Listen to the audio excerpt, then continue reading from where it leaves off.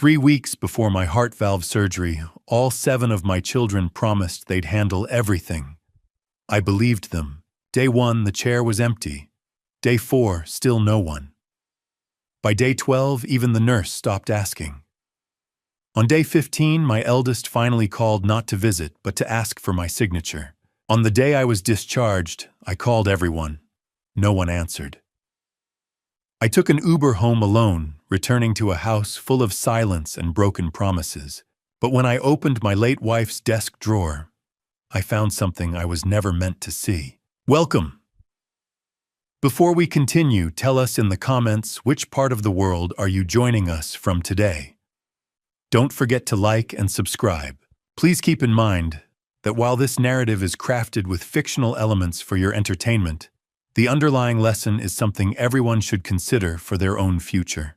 My name is Raymond Callaway. I am 74 years old, a widower, and for the better part of 4 decades, I kept the books for Dorothy's machine shop with the same green pen, the same lined ledger, and the same belief that a number never lies if you write it down honestly. Dorothy died 11 months ago. Pancreatic cancer. She was gone in 8 weeks from diagnosis to burial, which is the kind of timeline that does not leave room for the things you meant to say. I did not say all of them. I suspect she knew that because she left me instructions. The instructions were not in a letter I found on the kitchen counter. They were not delivered by a pastor or a lawyer at a graveside. They were in a green composition notebook, locked in the bottom drawer of her oak desk, in a safe behind the winter coats in the study closet. She had set it up that way deliberately. The combination turned to her birthday in reverse. The key on my ring without explanation. The label on the notebook spine in my own handwriting. Reading land, do not discard. She had thought of everything, including the fact that I would need to be ready before I opened it. I was not ready for 11 months. Then the last week of October came and put me in the hospital, and when I came out, I was finally ready. But let me start at the beginning, because the beginning is a Sunday in late September, the last Sunday before the surgery. And there is a grill in my backyard, and hickory smoke climbing straight into a sky with no wind, and all 7 of my children are standing in my yard making promises I believed.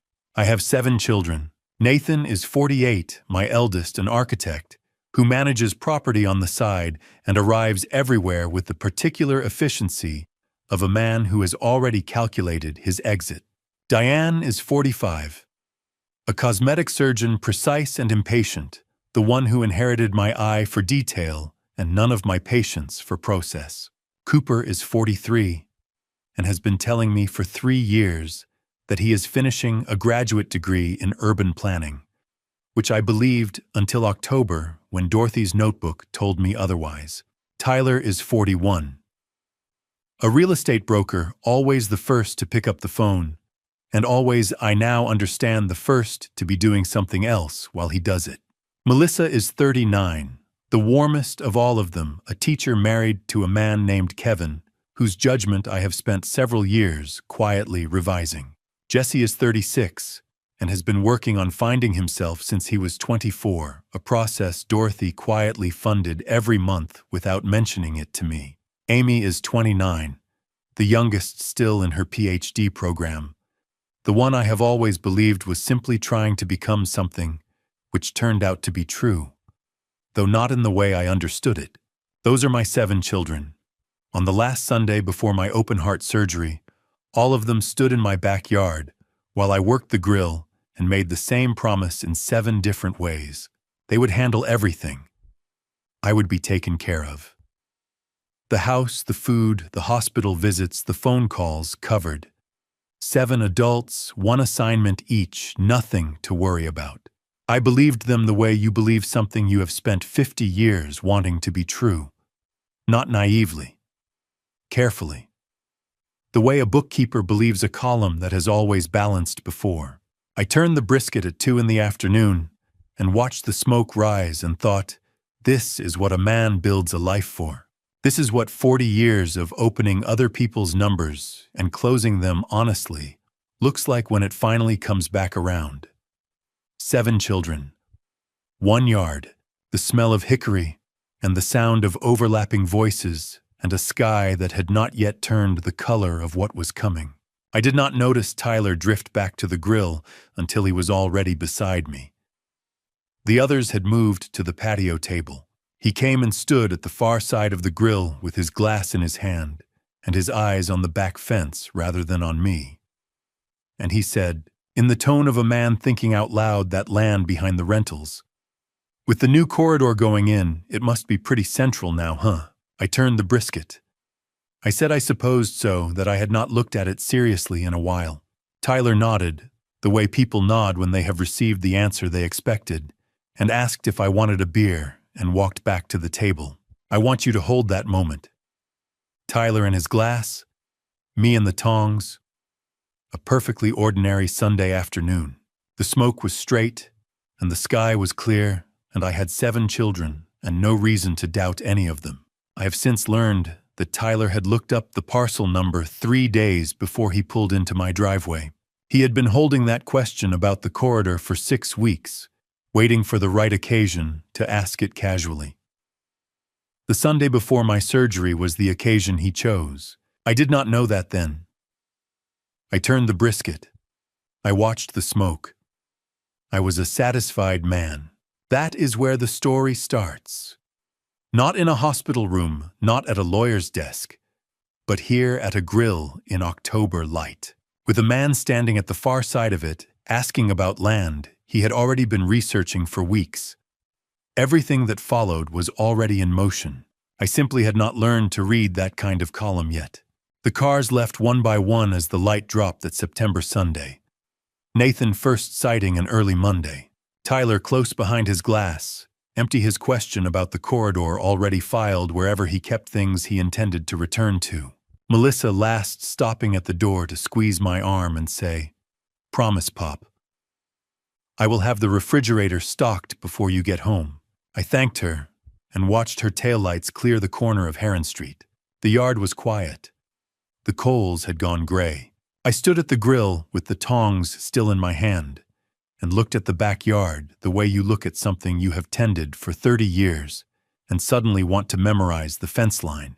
The cedar stand at the far edge, the flower bed Dorothy had planted along the south wall that I had been maintaining without particular skill since she died. Everything was still in its place. Everything looked the way it always looked. I went inside and washed the grill tools the way Dorothy had always insisted they be washed. Soap hot water dried completely before they were put away, because rust begins where water is left to settle. I had done it that way for 30 years without thinking about it, and that night I thought about it. I thought, this is the last Sunday before the surgery, and I am washing grill tools because a woman who has been gone for 11 months taught me to, and her way of doing it is still the right way. I went to bed at 9:30. My pre-surgical labs were at 7 the next morning, and I wanted to be clear-headed for them. I did not lie awake. I am not a man given to lying awake. I have always found that the mind properly directed can be told when its services are no longer needed for the evening. I directed mine and it complied. The surgery was scheduled for the following Thursday. 4 days of labs prep and the bureaucratic patience required by modern cardiology. The surgical team was competent and communicating, and Diane had said she would be the point of contact, which I had accepted with the comfort of a man who believes his affairs are organized. I completed each pre-surgical appointment. I answered every question asked of me. I arranged the house the way a man arranges a house when he is preparing to leave it for 3 weeks. Dishes done, bills, forwarded the thermostat set to the temperature Dorothy always kept it, out of habit rather than necessity. On Wednesday evening, the night before I went in, I sat at Dorothy's desk in the study for the last time before the surgery. I did not open the bottom drawer. I was not ready for what was in it, and I knew I was not ready, and I did not pretend otherwise. I simply sat at her desk in the cedar and paper smell of that room, and looked at the landscape painting on the wall, and thought about nothing in particular for 20 minutes. Then I turned off the lamp and went to bed. Thursday morning, Nathan drove me to Hartwell Regional Medical Center. He carried my bag from the car to the admissions desk and shook my hand at the entrance, and said he would be there when I came out. Those were his exact words. He would be there when I came out. I nodded and went through the doors and did not look back, because I had decided beforehand that looking back was not something I needed to do. They took me to pre-op at 8. The anesthesiologist was efficient and plain-spoken, which I appreciated. He told me what would happen and in what order, and I listened the way I listened to everything, not for reassurance, but for information. What I needed to know was what was coming. He told me. I thanked him. The last thing I remember before the anesthesia took hold was the ceiling of the operating room, white acoustic tile, 4 surgical lights arranged in a square. A ventilation grill in the upper left corner that someone had cleaned recently enough that there was no dust on the louvers. I noticed the louvers the way I notice things I cannot explain the relevance of. Then the room went away. I was in the ICU for 4 days. I know this the way you know. Things that happened while you were not fully present, from paperwork, from the clock on the wall, from the nurse who told me on day 4 that I was being moved to the cardiac ward. I have a partial memory of a ceiling I did not recognize, and a monitoring machine whose rhythm I learned to ignore by the 2nd day. And I have a complete memory of the chair beside the bed, which was empty from the 3rd day onward. On the 2nd day, Nathan sent a text. 3 paragraphs, no question marks. He explained his situation at length, and with the thoroughness of a man who has decided that thoroughness is a substitute for presence. I read it once and set the phone face down on the blanket. That was the beginning of the counting, the kind I had been doing in ledgers for 40 years, except this time the column was people, and the number I did not want to arrive at was already visible from the first entry. 7 children. I had gone into that hospital with 7 promises and the calmest mind I'd had in years. On day 3, I was moved from the ICU to the cardiac ward. Room 614, 6th floor. The room had a window that faced east, which I would come to value more than I expected. It had a chair beside the bed, angled the way visitor chairs are always angled toward the patient, toward whoever was supposed to be lying there. I looked at the chair before I looked at the window. It would stay empty for 12 consecutive days, but I did not know that yet. The messages arrived in a pattern I did not recognize until I had been watching it for 6 days. Day 2, Nathan, 3 paragraphs, no question marks. Day 2, also Diane, mid-morning, a patient emergency framed with enough clinical language to make it sound like an ethical obligation rather than a choice. Cooper, that same afternoon, a conference in Phoenix, the flight cost mentioned twice. Tyler, 3 sentences, the last of which read, "I'm handling things on my end," a phrase I turned over in my mind for longer than I expected, without being able to say exactly why it unsettled me. Melissa, on day 3, 2 sick children, a stomach flu moving through the household, an apology that sounded like it cost her something real. Jesse, that evening, a wellness retreat already paid for, and the information that he was with me in spirit. Amy, a roommate's subletting conflict, relayed through Melissa, rather than sent directly, the kind of administrative detail that is easy to fabricate because nobody thinks to verify it. 7 messages, 7 writers, 7 different reasons. All of them by a coincidence that would later strike me as architecturally precise, immovable within the same 4-day window. I read them all on day 4 slowly from the beginning of each thread to the end. One by one, each excuse held. Nathan's deadline was real, I confirmed it later. Diane's emergency was professional and plausible. Cooper's conference had in fact taken place for 2 of the 3 days he cited. Tyler's escrow was genuine. Melissa's children had been sick. Jesse's retreat had been paid for in advance. The only message I could not fully verify was Amy's, but Amy was 29, and I had spent her entire life giving her the benefit of a doubt I was still not ready to withdraw. What I could verify was simpler and more troubling than any individual excuse. I had announced this surgery 3 weeks before the September Sunday. My children had known the admission date, the surgical team, and the recovery timeline since the afternoon of that last backyard cookout. 7 adults. None of them without resources. none of them farther than 4 hours by car from Hartwell, had produced 7 simultaneous immovable conflicts in the same window following a cardiac procedure. When I totaled that column, the number did not balance. A column that doesn't balance looks innocent until you find what was left out of it. On day 5, they moved me from the ICU to room 614 on the cardiac ward. The room had an east-facing window and a visitor chair angled toward the bed. The chair was the first thing I looked at when they wheeled me in. It would be the first thing I looked at every morning for the next 15 days. For the same reason, a bookkeeper checks the opening balance before he begins a new column. Not because he expects it to have changed overnight, but because verification is the discipline, and the discipline is what keeps the record honest. The messages thinned after day 5. Nathan went from 3 paragraphs to 11 words to 4 words to 2 words to nothing across 5 days, with the gradual economy of a man editing a draft toward its essential minimum. Diane sent 1 line on day 6 and nothing after. Cooper tracked Nathan's trajectory closely enough that I began to wonder whether they had discussed it. Tyler's silence began on day 5, not the silence of someone who had run out of things to say, but the quieter silence of someone who had finished what they needed to do and saw no reason to maintain the performance past its usefulness. Amy sent a thumbs-up emoji at 11:43 p.m. on day 8. I noted the time. I noted the emoji. I did not respond. Only Melissa continued intermittently, with the sustained effort of someone who knew what the other's silence meant and was trying to compensate for it alone. That effort had a weight I recognized, even if I could not yet name what she was compensating for.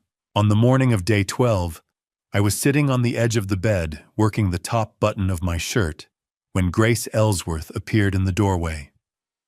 She was not on a scheduled visit. She was the charge nurse of the cardiac ward, 36 years old, with the kind of calm that comes not from detachment, but from having decided some years ago. That steadiness is a form of service. She stepped in, fastened my button in one motion, and pulled the visitor chair away from the wall. She sat down in it. I want you to understand what that meant after 12 days. She asked whether I had family nearby. I said, of course, 7 children. The words came out in the right order with the right factual content and fit the situation the way a coat fits a man who has lost weight, the shape correct, the size wrong. Grace nodded without a follow-up, which told me she had worked cardiac wards long enough to understand what 7 children and an empty chair in the same sentence usually means. She stayed for 6 minutes. She adjusted the pillow behind me before she left, and she paused at the door and said without looking back, "I always come when you ring." I sat with that sentence after she left. Then my phone lit on the tray table. Nathan. A message asking me to sign something before discharge. He had not visited in 12 days. He needed a signature. I set the phone face down and looked at the chair, still holding the faint impression of someone having been in it. The first person in 12 days to sit there had been a nurse I had known for 8 of those days. I did not yet know what Nathan needed me to sign, but I knew in the way a bookkeeper knows when a column has been set up to produce a specific answer that the request had not arrived by accident, and that the timing, 12 days in, 1 week before discharge, was not a coincidence any more than the empty chair had been. I set the phone down. I looked out the east window. The parking lot was filling up the way it filled every morning on its own schedule, indifferent to what was happening on the 6th floor. I watched it for a while. Then I reached for the bell. I wanted to see how long it would take. 3 weeks before I let a surgeon open my chest, every single one of my children stood in my backyard and made me a promise. I believed every word. I want to be clear about that. I was not naive. I was not a man given to wishful thinking. I had spent 40 years reading ledgers, and a ledger does not reward optimism, it rewards accuracy. But a man of 74 standing at a grill he has fired every Sunday for 3 decades, hickory smoke climbing straight into a September sky with no wind to argue with it, surrounded by his 7 children and the sound of overlapping voices and the hiss of brisket on hot grates, that man is not reading a ledger. That man is reading something else entirely. I was reading love. I was wrong about the addition. The grill was already at temperature before the first car pulled in. It always was. I started it before noon, regardless of who was coming, because the coals need time to settle and there is no substitution for that. 30 years of Sunday cookouts had taught me that the only thing worth trusting is a process that has been respected. Nathan arrived first, carpooled with Diane, carrying nothing, wearing the expression of someone who expects gratitude simply for appearing. "Dad, you didn't have to do all this," he said, gesturing at the yard, the way you gesture at a minor inconvenience. "We could have ordered something." He said that every time. He never brought anything either. Diane was already talking about the surgical team before she had set her bag down, speaking about pre-op protocols the way someone speaks when they have decided they are the expert in the room and are simply waiting for everyone else to acknowledge it. "Dad, I'll be the point of contact with the surgical team," she said. "I know how hospitals work." I thanked her. I believed her. Cooper arrived alone and greeted me with a firm handshake instead of a hug, and immediately checked his phone. He had driven from Asheville 2 hours voluntarily and offered to manage the insurance calls. I received both facts without comment. Tyler arrived last with a bottle of wine he had clearly selected for himself, held angled toward his own eyeline, not offered outright. He had the easy smile of a man who has already done his homework and is simply enjoying the day until the results are useful. I did not know that then. I am telling you now. 7 children, 1 yard, and not one of them brought charcoal. Melissa was the most genuinely warm of all of them, the only one who hugged me first and asked how I was sleeping. She told me she would have the refrigerator stocked before I got home from the hospital. "Promise, Pop," she said, and I think she meant it when she said it, which is the quiet tragedy of Melissa's promises. Jesse, quiet and agreeable as always, offered to drive without being asked. It was the most he had volunteered for in some years, and I received it with more gratitude than I showed. Amy, the youngest, found me at the grill and said the hickory smoke smelled amazing and that she had missed this. Of all the things said to me that afternoon, I find I cannot fully fault her for any of them. By early afternoon, the brisket was done, and the promises had been made, and I stood at the grill with the tongs in my hand, listening to 7 voices tell me my affairs were in order. Nathan had the house. Diane had the hospital. Cooper had the insurance. Tyler would keep an eye on things, which is exactly as vague as it sounds. Melissa had the food. Jesse had the driving. Amy would visit every other day. 7 children, 7 assignments. I believed, covered. The yard went quiet as the light dropped. Nathan first sighting an early Monday. Tyler close behind his glass, empty his question about the corridor already put away in whatever drawer he kept things he intended to return to. I stayed at the grill until the last tail light cleared Heron Street. The coals had gone gray.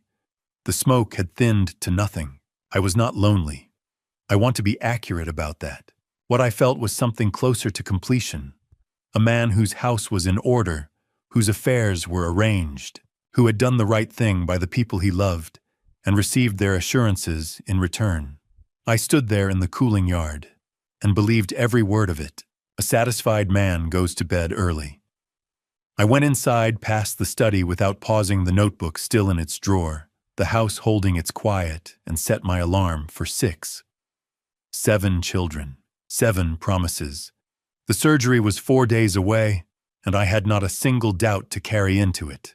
How many times does a man have to be the last one standing before he understands what that means? I did not ask that question that night. I was still too satisfied to know it needed asking. The first thing I saw after 6 hours on that table was a ceiling I didn't recognize. The second thing I saw was the chair. It was a standard hospital chair. Gray padded seat, metal frame, the kind that exists in every room of every ward of every medical facility in the country, because someone once decided that visitors need somewhere to sit. It had been pulled close to the bed and angled slightly toward me the way you angle a chair when you mean to use it. No one was in it. No one had been in it.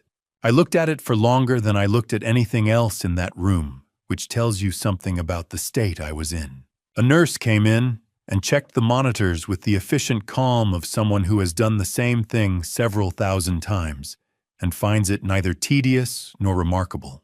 I asked whether anyone had called. She told me she would check at the station and went out.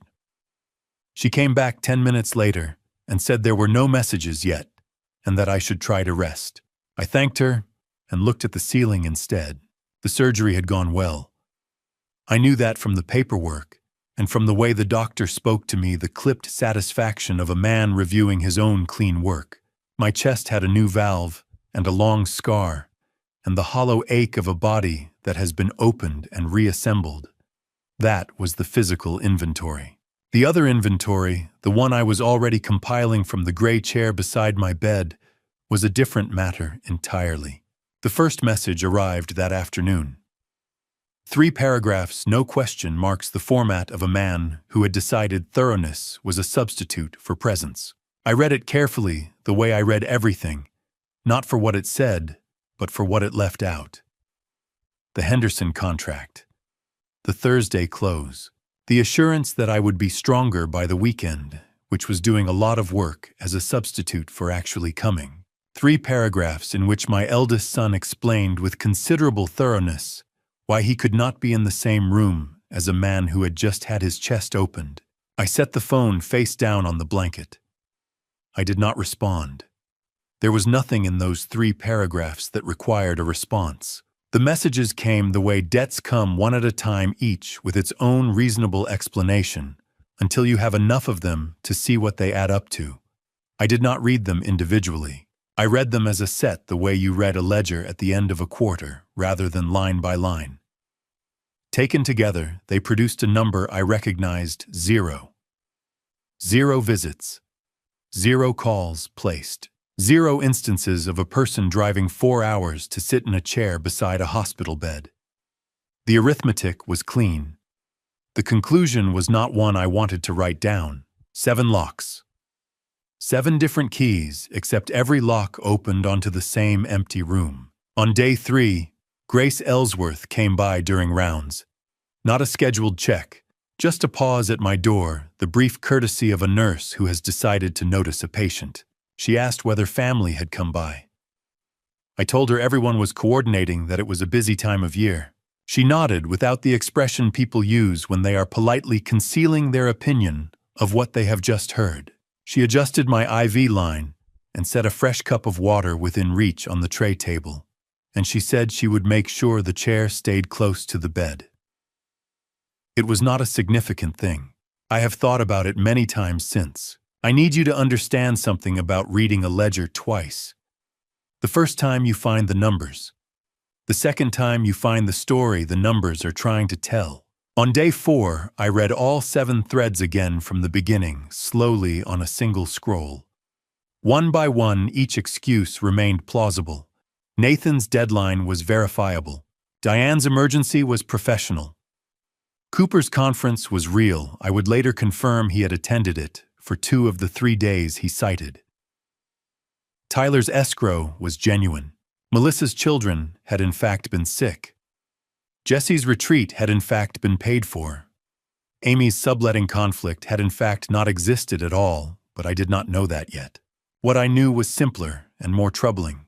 I had announced this surgery 3 weeks in advance. My children had known the admission date, the surgical team, and the recovery timeline since the afternoon of that last backyard cookout. 7 adult people, none of them without resources, none of them farther than 4 hours by car, had produced 7 simultaneous immovable conflicts in the same 96-hour window following a cardiac procedure. I set the phone down on the blanket and looked at the empty chair beside my bed. I had spent a career reading columns that were designed to look balanced. I knew what coordinated absence looked like. What I did not know yet was what they were all absent for, and that gap between what I could see and what I could not was the most unsettling number I had encountered in 40 years of keeping other people's books. They moved me to room 614 on the 5th day. The new room had a window. I noticed the chair before I noticed the view. It was against the wall on the right side of the bed, angled the same way the ICU chair had been, toward the mattress, toward the patient, toward whoever was supposed to be lying there. I had the thought that every room in every cardiac ward in the country probably had a chair in the same position, and that most of them got used, and that the statistical likelihood of a chair sitting empty for 12 consecutive days was low enough that someone with actuarial training would find it noteworthy. I did not have actuarial training. I had 40 years of bookkeeping, which is close enough. The window faced east. In the mornings, the light came in low and direct, and I found that I was grateful for it in a way that surprised me, not moved, exactly just recalibrated. After 5 days of ceiling tiles, a window felt almost extravagant. I watched the parking lot fill up at 8 in the morning and empty again at 5 in the evening, and I understood that I had begun to measure time the way people measure time in institutions, by what reliably appears and disappears. The meal cart came every morning at 7:15. In 12 days, it never once sent a group text. By day 6, I had learned the floor. The wax smell hit at 10 sharp and institutional, drifting in under the door from somewhere in the corridor. Shift change happened at 6, announced by a pattern of footsteps, 2 sets arriving, 2 sets departing. A brief overlap of voices too low to make out, and that rhythm became as reliable as anything in my previous life had been. I began to read the hospital schedule the way I had always read a ledger, not for what it told me to do, but for what it told me to expect. There was comfort in that. A ledger does not make promises it does not intend to keep. The children's texts thinned to almost nothing over days 7 through 11. On day 9, Nathan sent a message to the family group thread, "Thinking of you, Dad." 7 names on the thread, 1 message. No individual effort required. I read it and set the phone face down and looked out the east window at a sky that was doing nothing in particular, and I found that I preferred it. By day 11, the ward had become its own kind of ledger. I knew its rhythms, the way I had known every accounting system I had ever worked in, not because I had studied it, but because I had been inside it long enough that the patterns had simply become visible. The floor wax at 10. The meal cart at 7:15. Shift change at 6, never a minute early. What I did not know, what I was still working out, was what Nathan's message sitting unread on my tray table since the previous evening actually required of me. He had asked for a signature, not a visit, not a call. A signature sent digitally that would take only a moment. I had read the request 3 times and set the phone face down each time, which told me something about what my instincts already understood before my thinking caught up. A bookkeeper learns early that the most dangerous line in any document is the one that looks routine. A signature line with no context attached, requested at a distance from a man who had not set foot in this building in 11 days, that was not a routine line. I did not know yet what it was attached to, but I had spent enough years reading the entries people hoped you would sign without examining to know that the moment someone tells you it will only take a moment is precisely the moment to take longer. I set the phone in the drawer of the bedside table, not face down this time. In the drawer out of sight, where I would not be tempted to read Nathan's message again before I had decided what I thought about it. The east window had gone dark by 7. The parking lot was reduced to a handful of overnight lights. The security post at the entrance, the stairwell exit signs, the glow from the emergency bay at the far end of the lot.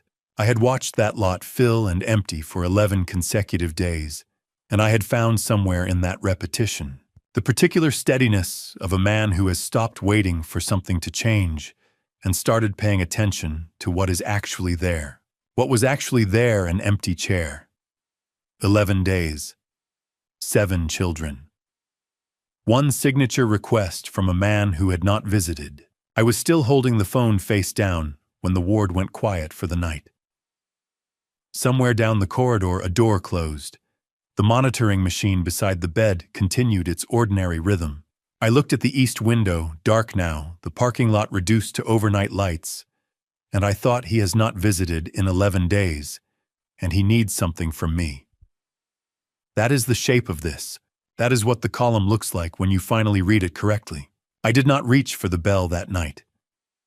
I lay in the dark, with the chair beside me and the phone in the drawer, and the question Nathan had placed in my hands, without meaning to answer it yet. The answer would come.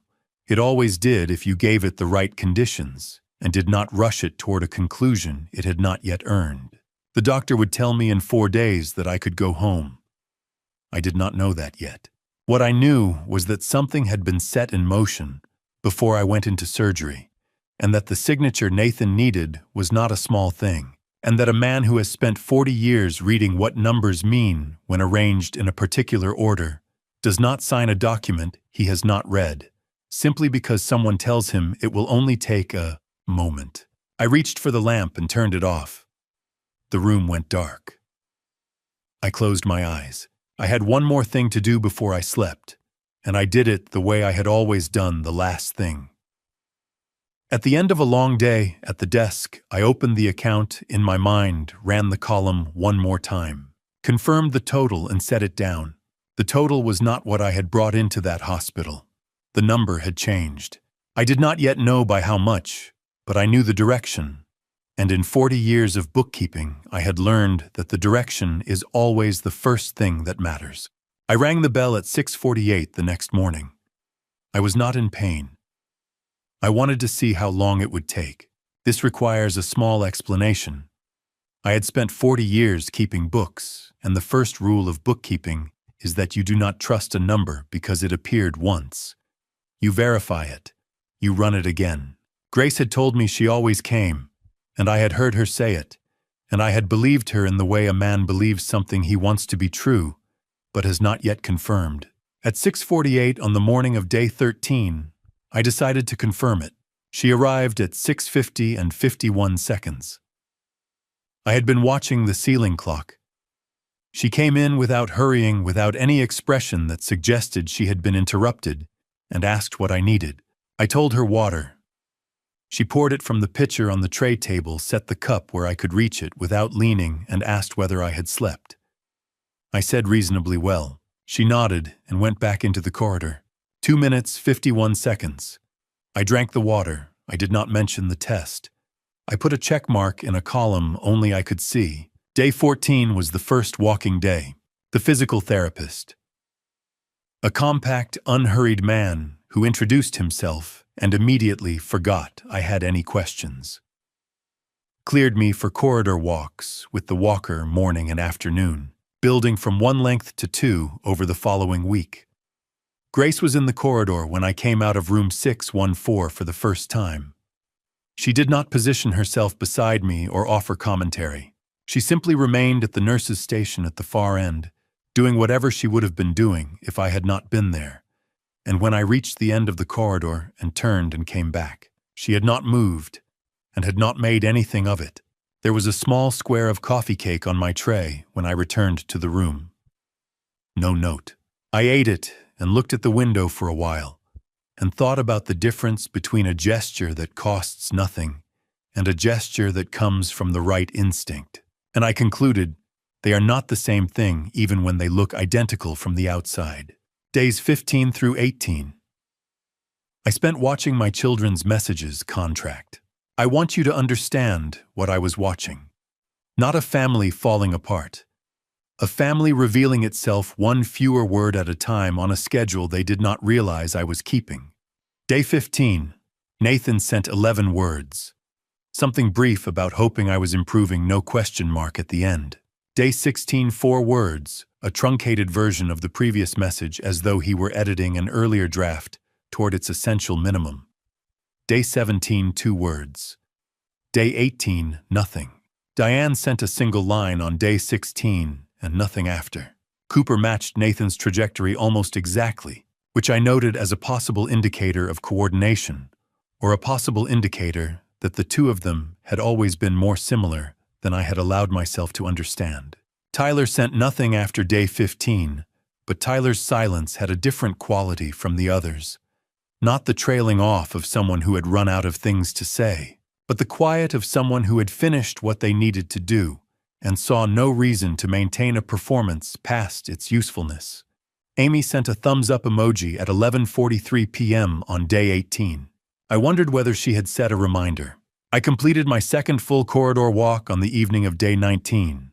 The corridor was longer than it looked from the doorway, which I found to be a reliable metaphor for most things in life that require more from you than the initial view suggests. My grip on the walker was steadier than it had been on day 14. I had stopped counting my steps by day 17 and started counting my pace instead, which is a different measurement and a more useful one. Grace stopped by at the end of her shift that evening. She came in, looked at me sitting in the bed with the tray table pulled close, and said that I had done good walking today and that 2 full corridor lengths was ahead of where most people were at day 19. I told her I was considering 3 tomorrow. She said that sounded like a reasonable decision. And then she adjusted the pillow behind me without asking and crossed to the door and pulled it to not closed. Not fully open, but at the exact angle that reduced the corridor light to a manageable level without making the room feel sealed. A good bookkeeper knows the difference between a number that is wrong and a number that has been arranged to look right. Grace pulled that door to the exact right angle. My children had been arranging numbers for years. She was gone before I had finished the thought. I sat in the room with the pillow at the right angle, and the door at the right angle, and the corridor quiet outside, and I began in a methodical and unhurried way to think about what happened next. Not what would happen to me. What I was going to do. The doctor would tell me in the morning that I could go home. I had known it was coming since day 17 from the shift in how they spoke to me, less instruction, more preparation. I had one more night in room 614, and I used it the way I had always used a quiet evening before a new column needed opening. I made a list. Not of groceries, not of medications. A list of people to call, and the first name on it was Arthur Pennington. Grace pressed the transport slip into my palm at 7:43 in the morning, 45 minutes before Marcus arrived. I had been dressed since 6:30. The discharge paperwork was signed. The medication schedule was folded in my jacket pocket, and the overnight bag was on the floor beside the bed with the zipper closed. I had been ready for an hour before anyone official arrived to confirm that I was allowed to leave the patience of a man who has spent 20 days in a place he did not choose and is now prepared to act on his own judgment again. The attending physician came through at 7:20 with the brisk satisfaction of a man reviewing clean work. He checked the chart, asked 3 questions, noted my answers, and told me I was cleared. He gestured toward the door as though the exit were self-evident. I thanked him. I waited until his footsteps faded before I stood and picked up the bag. Grace appeared in the doorway. While I was doing a final check of the tray table, a habit from 40 years of closing a desk and confirming nothing had been left behind. She came in the way she always came in, without announcement, without the preliminary softening people use when they are about to deliver something. She crossed to the nurse's station, dialed a number from memory, spoke briefly, and came back with a torn notepad slip. She set it in my open palm and said, "Transport confirmed 45 minutes, booking number is on the slip." I looked at the slip. Her handwriting was level and unhurried. I looked at her. "Grace," I said. She waited. There were things I could have said. I had been composing versions of them since day 14. When I understood that this woman had pulled that visitor chair away from the wall and sat in it, not because her job required it, but because she had decided it was the right thing to do. I had kept other people's accounts for 40 years, and I knew the difference between a transaction and a gift. What Grace Ellsworth had given me across 20 days was not in any ledger I could show anyone. It was in the column a man carries with him when he leaves. "Thank you," I said.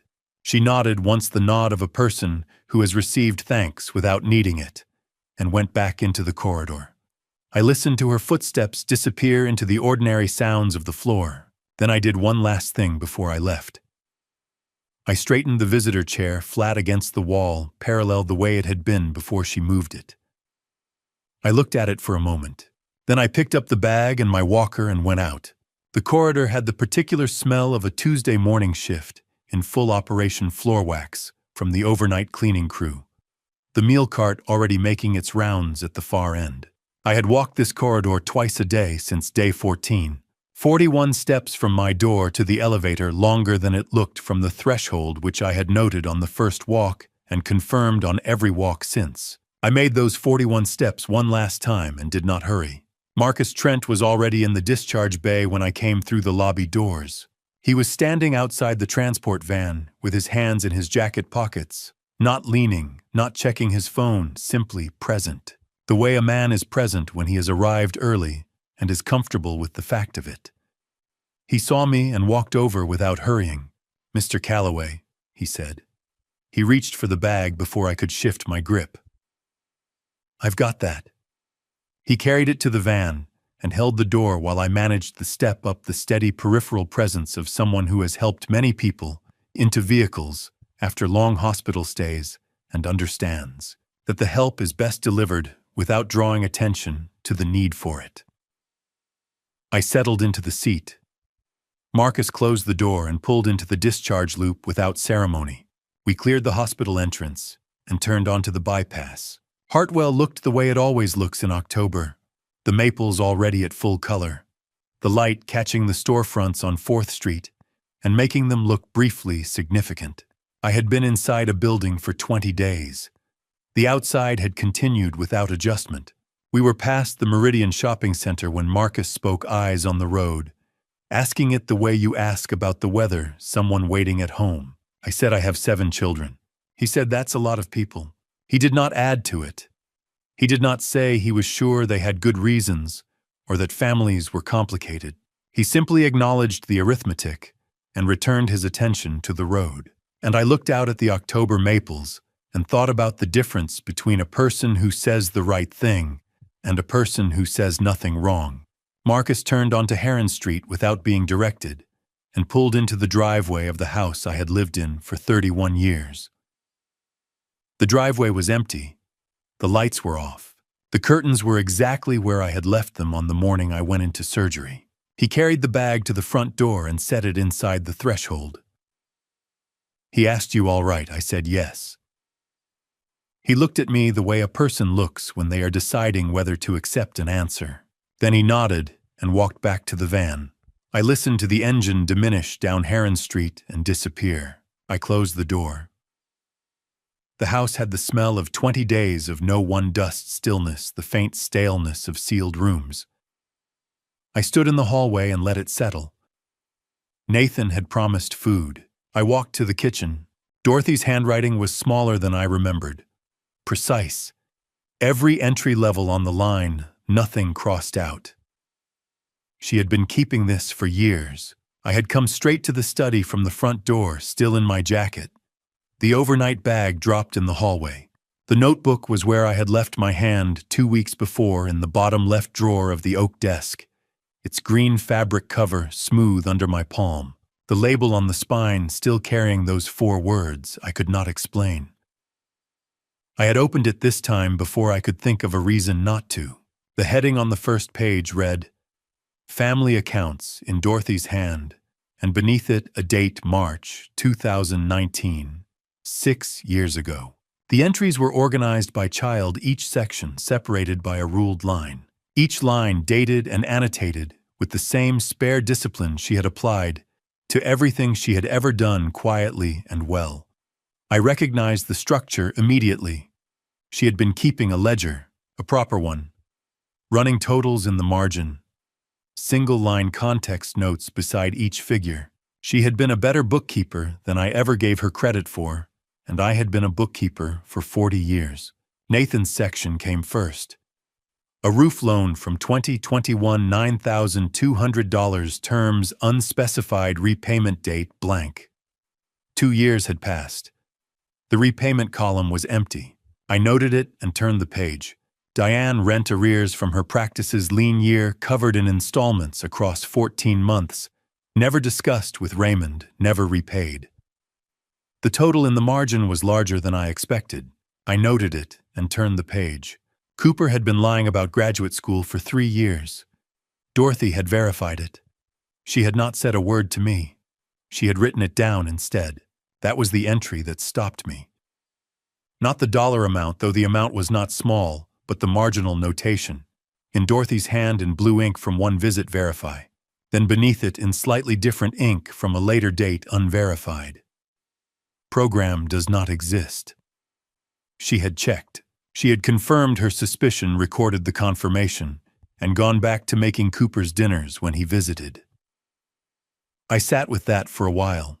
Melissa's section documented monthly support payments for Kevin's ongoing medical care, legitimate, Dorothy had noted, but undisclosed to Raymond. Not fraud, just a private arrangement between a mother and her daughter that had been running since Kevin's diagnosis and that I had never been told about.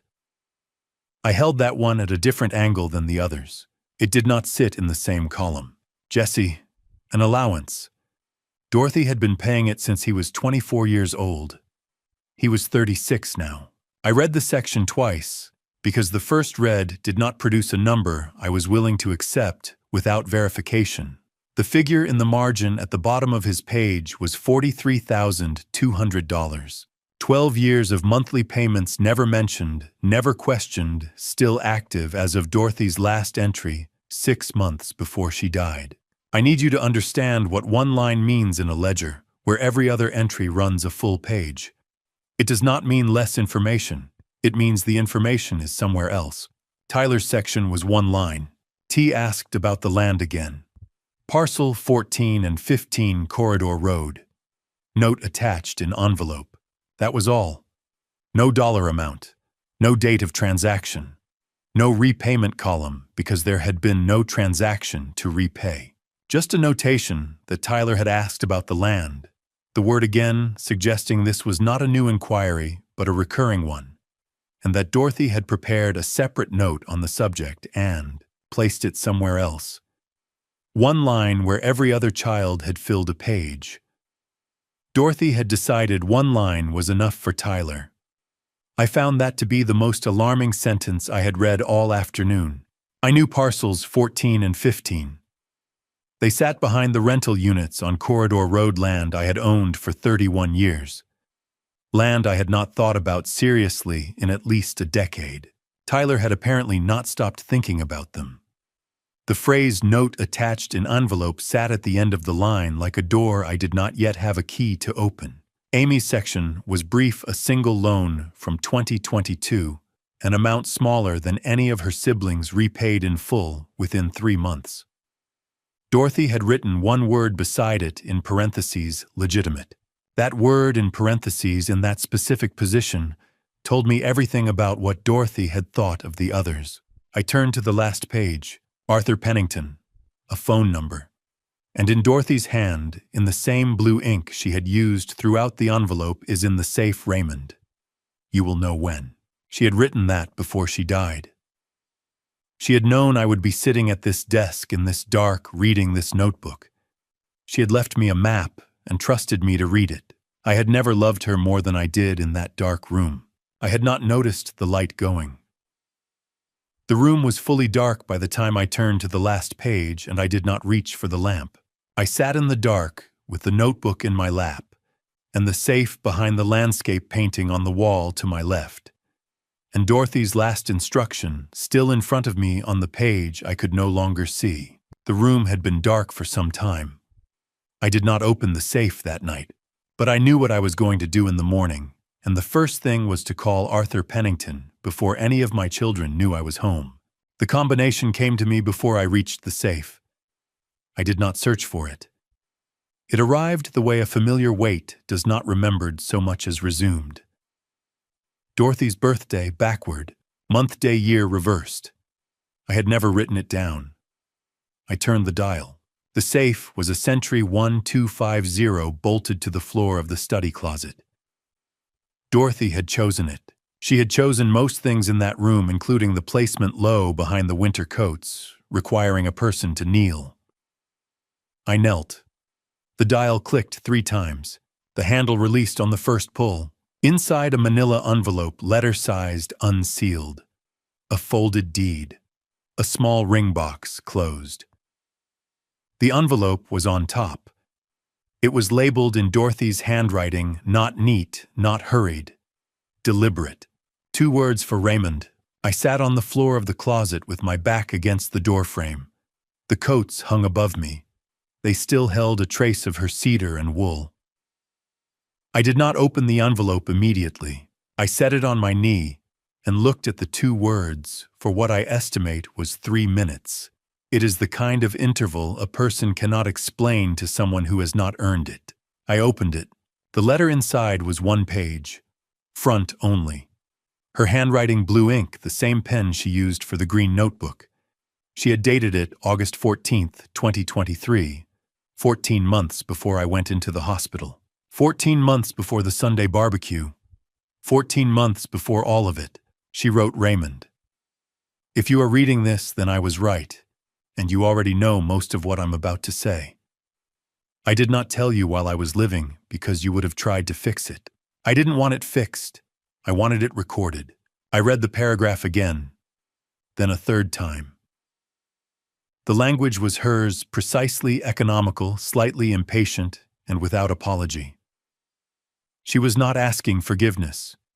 She was handing me a file. She went on the notebook shows what was taken and what was given again and not repaid.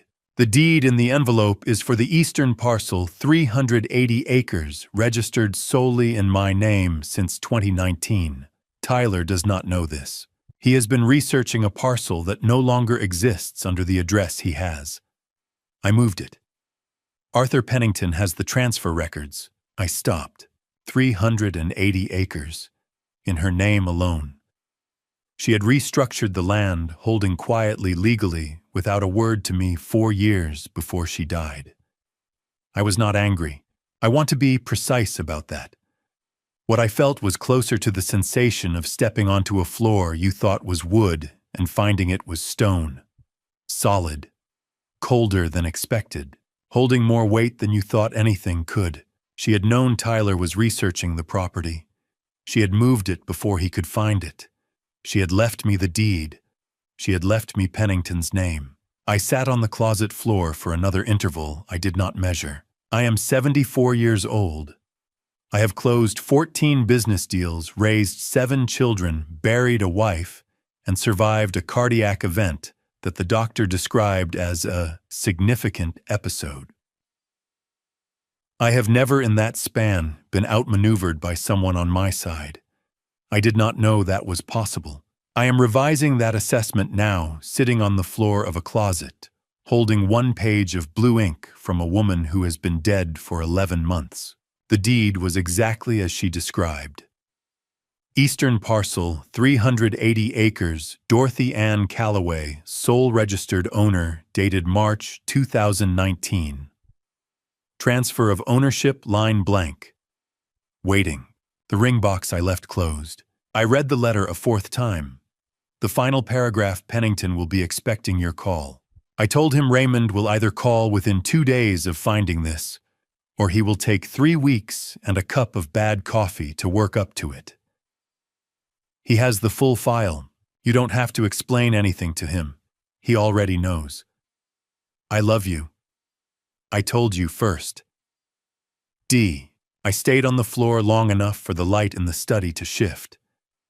The afternoon had gone thin and pale through the window. My knees registered the cold from the tile.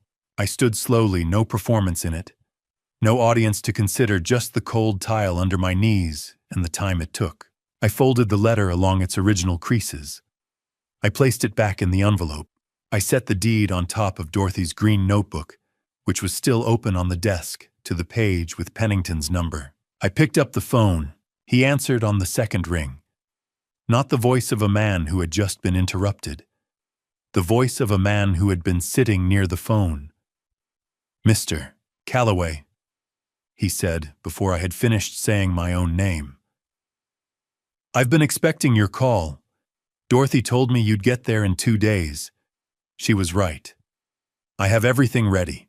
When would you like to come in? I looked at the deed on the desk. I looked at the 2 words on the envelope for Raymond, and I understood then that the letter was not a farewell. It was a briefing. "Tomorrow morning," I said. Arthur Pennington confirmed the time, gave me an address I did not need to write down, and ended the call in under 40 seconds. Efficient. Prepared. Already holding something I had not yet asked for. I set the phone down. The ring box was still on the shelf of the safe, closed. I had not touched it. I did not know what was in it. That was the first thing in 11 months that Dorothy had left me that I could not yet account for. I had looked out that kitchen window 10,000 times. I had never once looked at the land behind Birch Hollow and thought that belongs to me. The parcels were still there in the gray morning light, same as always. A fence line running east. Scrub growth pressing against the posts. A stand of cedar at the far edge that had been there since before any of us put names on paper. From this window in this kitchen, I had made coffee and read the paper and watched those trees change color 41 autumns in a row without once asking what they were worth. Dorothy had been standing in this same kitchen, looking at this same fence line, and she had been asking that question the entire time. I tucked her letter into my inside jacket pocket. The same folds she had made exchanging the brief professional acknowledgement of attorneys who have arrived at the same table from opposite directions. I wanted it close for the meeting. I could not have told you why exactly. She was already gone. The letter was just paper and ink. But I did not want to leave it on the table alone, and I did not question that instinct. Some things a man does not need to audit. I dressed without hurrying. I checked the deed once more, both names in typed ink, 1983, parcels 14 and 15 Corridor Road, and set it back in its envelope. I put that in the interior pocket of my jacket beside the letter. I left the ring box on the shelf in the safe. I was not ready for that yet, and I had learned in 74 years to recognize the difference between postponing something out of fear and postponing it because the timing is not right. The ring box would wait. The drive to Court Street took 22 minutes. I went the route that passes Birch Hollow. I do not know if I chose it consciously. The parcels appeared on the left, just past the second light fence line scrub growth cedar stand, exactly as they looked from the kitchen window. Unremarkable. The kind of land a person stops registering after a few seasons. I registered it now. How many times does a man have to ask about a piece of land before someone starts writing it down? Tyler had asked 4 times in 3 years. 4 separate conversations, each documented in Dorothy's notebook, each deflected or postponed. Dorothy had written down every question, every date, every deflection. One of them understood exactly what the other one was doing. I was the only person in the family who had not understood either of them. I drove past without stopping. The cedar stand disappeared in the rearview mirror.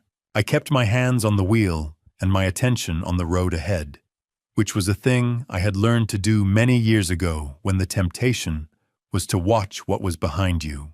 Pennington and Associates occupied the same building on Court Street it had occupied for 30 years. Same dark brick, same brass nameplate beside the door, slightly tarnished at the edges, in a way that signaled tenure rather than neglect. I had been to this office a dozen times across the decades, property closings, Dorothy's trust documents, the children's custodial amendments one by one as they aged into adulthood. I knew the smell before I opened the door. Old wood paneling, paper files, coffee from a machine in the corner that sounded as though it had been running continuously since the Clinton administration. Arthur opened the door himself before I reached it. He stood in the entrance and extended his hand. 30 years, he had never once done that when I walked in. I filed that in the column marked things that matter and did not comment on it. Arthur Pennington, 68 years old, had the stillness that belongs to men who have spent careers reading documents other people find alarming. He shook my hand with both of his. Firm, brief, no excess pressure. He did not mention Dorothy. I was grateful for that. There would be time for that, or there would not. Either way, not this morning. "Raymond," he said. "Right on time. The files are already on the table." He led me through the reception area and directly into the conference room. No coffee offered no pleasantries in the hallway. I noted this the same way I had noted his standing at the door. When Arthur Pennington skips the ritual, it is because the substance of the meeting has already made the ritual irrelevant. The conference table held 4 items arranged in a sequence from left to right that I recognized as deliberate: a deed folder, 2 bound assessment reports, and a rolled zoning map held closed with a rubber band. Arthur pulled the chair at the head for me. I sat. He took the chair to my left, which placed both of us facing the documents. I want you to pay attention to what Arthur did next. Not what he said. What he did. He did not open the assessment folder first. He opened the deed folder. There is a reason a man like Arthur Pennington shows you the clean title before he shows you the numbers. He is telling you in what order the facts matter. Title is clean, he said. No liens, no encumbrances. Dorothy asked me to verify that every year since 2019. I did. She never told me you were doing that, I said. He nodded once, as though my saying so confirmed something he had already known. He closed the deed folder and set it to the side. He picked up the rolled zoning map, removed the rubber band, and spread it flat across the table with both palms pressing the corners down until the paper lay still. The map was large. It covered most of the table surface, and I could see Court Street on it, and Birch Hollow and the fence line of the parcels marked in a faint blue boundary. I leaned forward. The edge of the table was solid and cool under my hands. Arthur looked up at me. Raymond, he said, do you know what year the Eastern Corridor rezoning was finalized? I did not. He nodded as though he had expected exactly that answer. He kept both palms flat on the map and waited. Arthur put his finger on the eastern boundary line and said this changed 14 months ago. That is when everything changed. He did not wait for me to ask what he meant. He moved his finger slowly along the blue boundary marking parcels 14 and 15 from north to south, tracing the full length of the corridor edge, and explained in the same unhurried voice he used for every document he had ever walked me through. The Eastern Corridor reclassification had finalized 14 months prior. Both parcels had converted from agricultural residential to Class A commercial. The highway expansion project had made that conversion possible. The new interchange 2 miles east of Birch Hollow had made it valuable. I had driven past those parcels every week for 14 months. Nothing on the outside had changed. The fence line was still the fence line. The cedar stand was still the cedar stand. Everything on the inside had been reclassified, revalued, and repositioned by a county planning board vote I had never seen in a proceeding I had never attended. On a pair of parcels I had not thought about as assets since the day Dorothy and I signed the original deed in 1983. Arthur spoke without inflection. That is corridor anchor value, he said. Not residential, not agricultural. Anchor. I understood the word. I had used it in other people's projections for decades. I had never once applied it to anything with my name on the deed. I listened. I did not speak. He moved from the map to the first assessment folder and opened it flat on the table. 3 letters laid in sequence from left to right, each on company letterhead, each with a figure in the upper right corner of the cover page. 35 million, 41 million, 47 million. I had kept other people's accounts for 40 years. I had never once seen a number like that with my own name attached to it. Arthur gave me time with the figures. He did not point to any one of them or indicate a preference. He set them down the way a dealer sets cards face up in order without comment. 3 offers, he said. 35 from a regional retail group, 41 from a mixed-use development firm, 47 from a national commercial developer. All 3 are still active. All 3 are contingent on clean title transfer within 90 days of written acceptance. I looked at the 47 million figure on the 3rd letter. The letterhead was a national firm I recognized. I had seen their projects on the news. Dorothy signed the ND as herself, I said. She did, Arthur said. All three separately. She excluded the children from all correspondence. She told me she wanted the information controlled until you were in a position to use it. She was specific about that. I want you to understand what Dorothy did. She did not hide this from me to keep a secret. She hid it to keep it safe.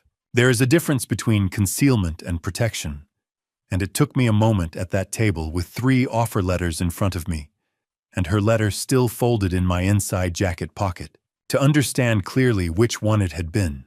She had known she was running out of time.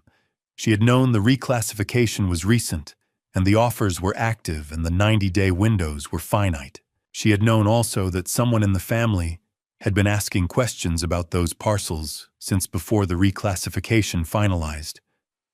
She had signed the NDAs to keep the offers alive. She had left me the letter, so I would know what I was walking into before I walked into it. I gripped the edge of the table, one hand briefly. Then I let go. Arthur was watching me with the patience of a man who had delivered difficult financial information before, and understood that the first few seconds belonged entirely to the recipient. He did not rush me. He did not offer water or a reassuring word. He simply waited. I straightened in my chair. I looked at the 3 letters again and then back at Arthur. "What else?" I said. He reached down to the credenza behind him, the lower drawer which he had not opened until now, and he set a second folder on the table. He placed it to the right of the offer letters. He let it sit between us for a moment, before he said anything. The name on the cover tab was typed in the same plain font as every other document in this office. 4 letters. Tyler. That is my son's name on that folder, I said. I heard my own voice come out level. I was aware at the time of making a deliberate choice about that. Yes, Arthur said. He did not add anything. He looked at me the way you look at someone you are about to hand something heavy to. Not unkind, just honest about the weight. Read the first 2 pages, he said.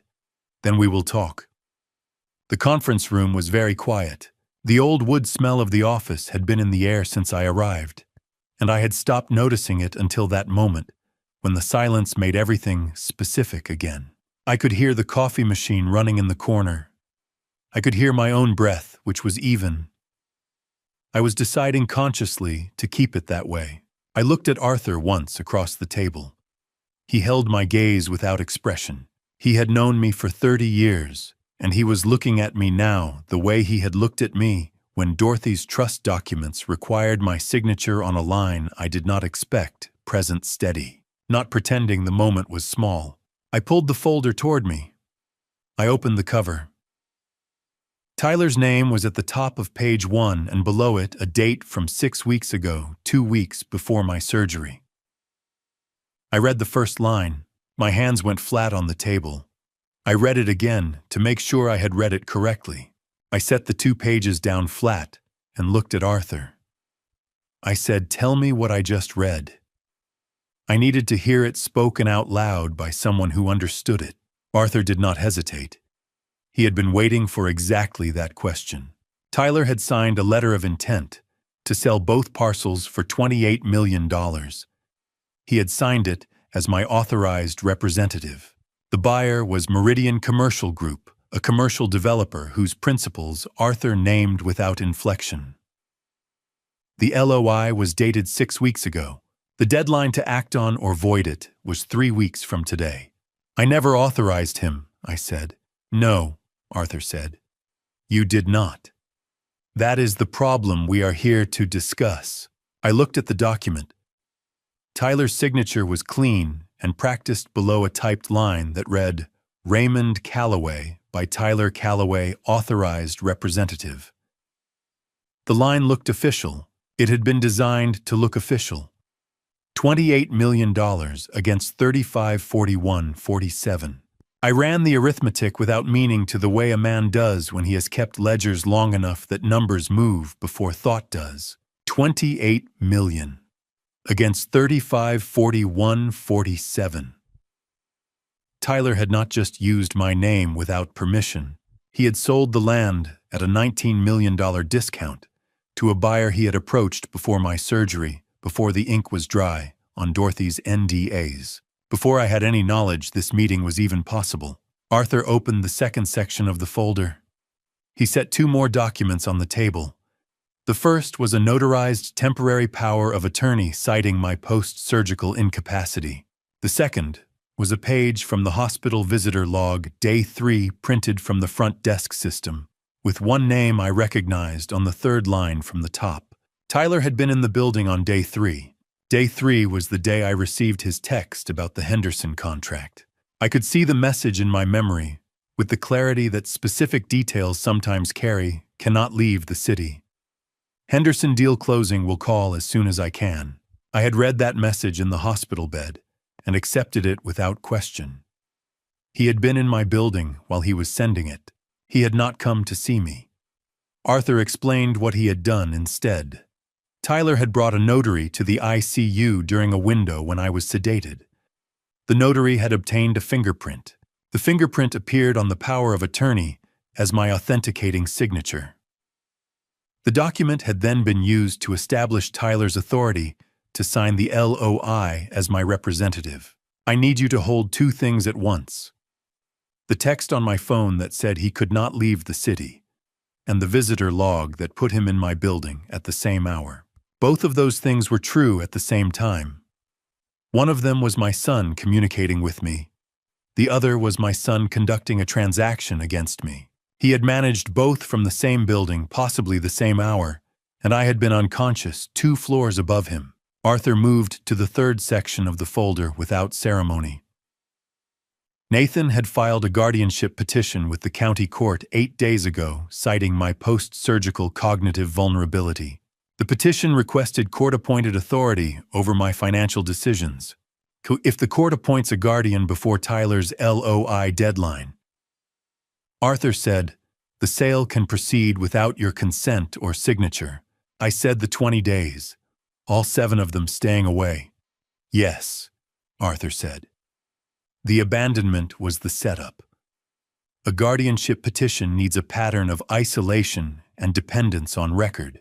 20 days of no contact from your children, no visits, no support, that is the pattern. You gave them 20 days of it without knowing what it was for.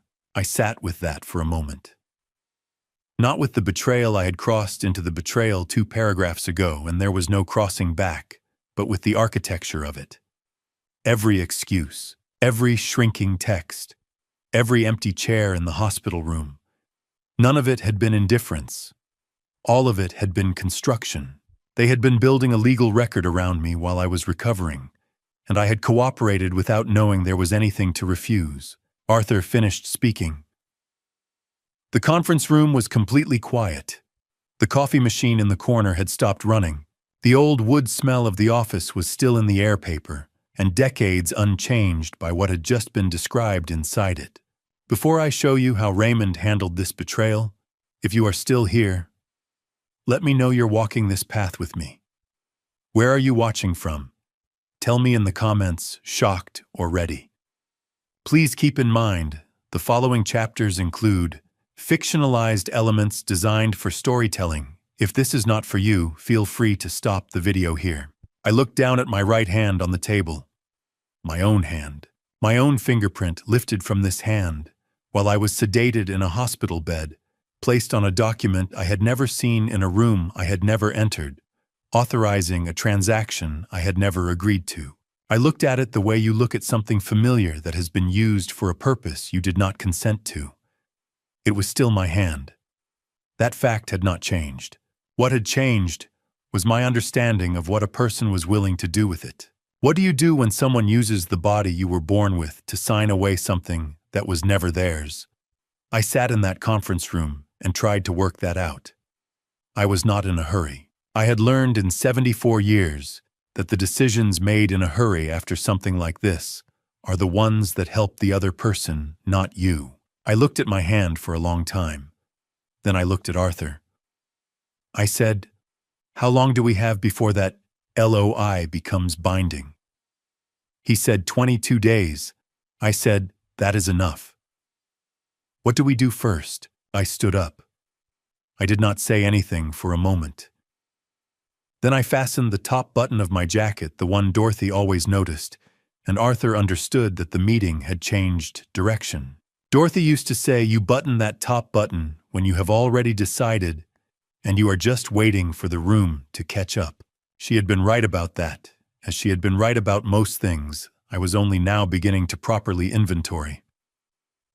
Arthur leaned back in his chair, not away from the table, back in the way someone does when they recognize the conversation has shifted and are simply adjusting to the new weight of it. He had been the one with information for the last 90 minutes.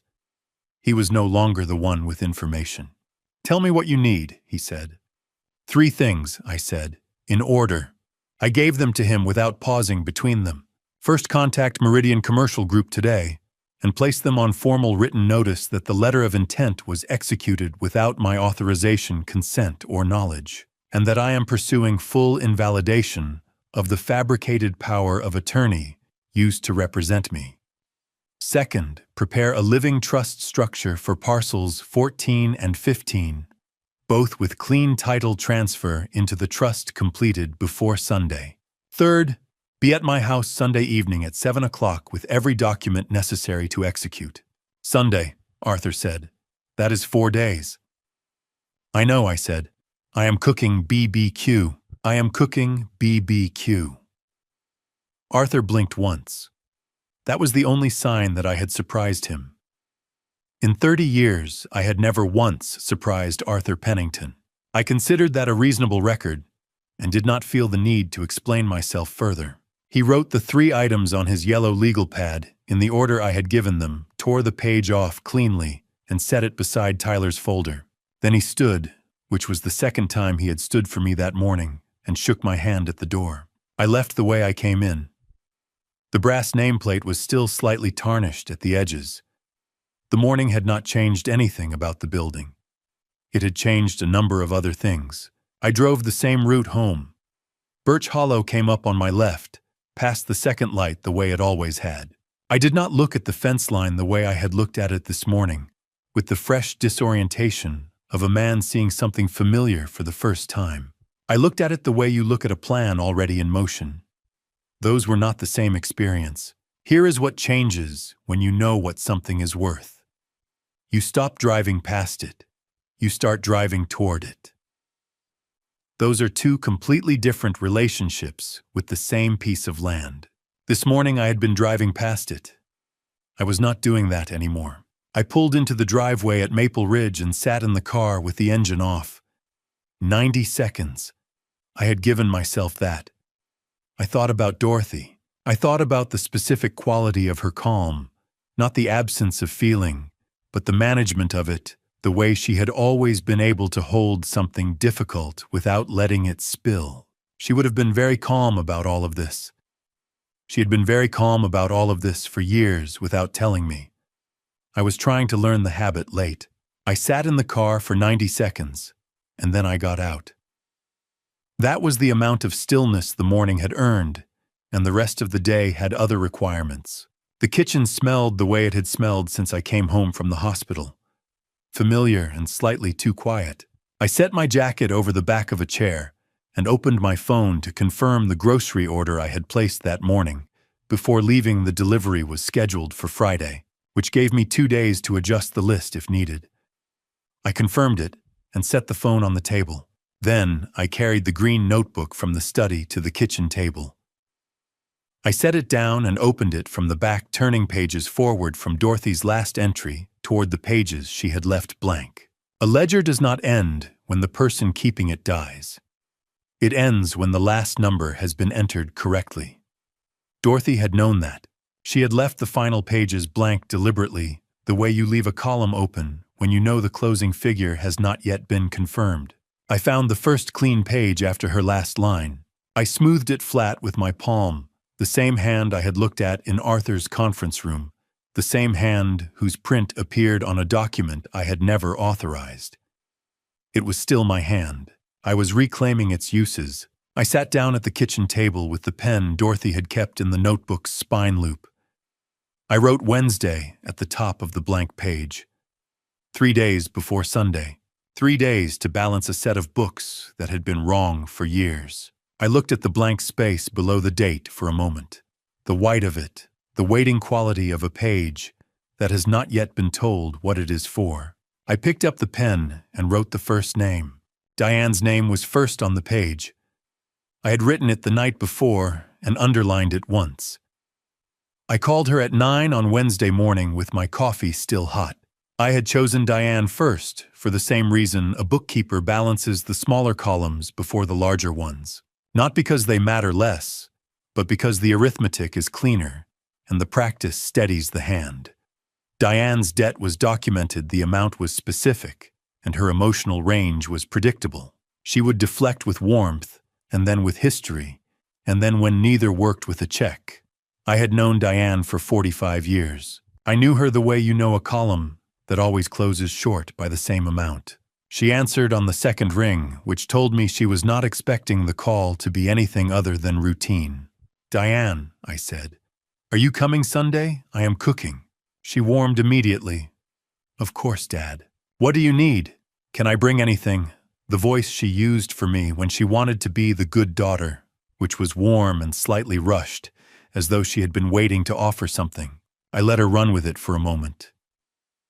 Then I said still easy that I had noticed Lisa's car still carried Scottsdale registration tags, and I thought we might settle the rent question before Sunday. It would be cleaner that way. 2 seconds. That is how long it took for Diane's voice to change. I had been a bookkeeper for 40 years. I knew the exact sound of a number someone hoped you had forgotten. She began with the practice years which I had expected. The residency hours, the loans, the years she had spent building something from nothing. All of it true. None of it the point. I listened without interrupting, which I have found is the most efficient way to let a deflection exhaust itself. When she finished, I said the Sunday invitation stood regardless. She said she appreciated that. I said Sunday at 6. Bring nothing. Then I ended the call and wrote a single notation under her name in the notebook. The check arrived in the mailbox the following morning before 9. No note. No envelope with a return address. Just the check folded once with the amount written in Diane's practiced hand. That was Diane's version of an apology, and I did not fault her for the form it took. I recorded it under her name and moved to the next line. Wednesday afternoon, I sent Cooper a text. One sentence: the university registrar had confirmed his withdrawal 11 months prior, and I had canceled the next tuition transfer effective immediately. I sent it at 2:15 and set the phone on the table. He called back in 4 minutes. He was defensive before I had spoken a single sentence. Ask yourself what that means. A man who has nothing to explain does not call back in 4 minutes already arguing. The argument itself was constructed quickly and delivered with the energy of someone who had been rehearsing a version of it for months without expecting to need it this soon. Clerical issue, Dad. Out of context. You do not have the full picture. He used the phrase full picture twice, which was one time more than a person uses it when they actually have one. I let the argument run its full length. This is a skill I had developed over 40 years of professional life.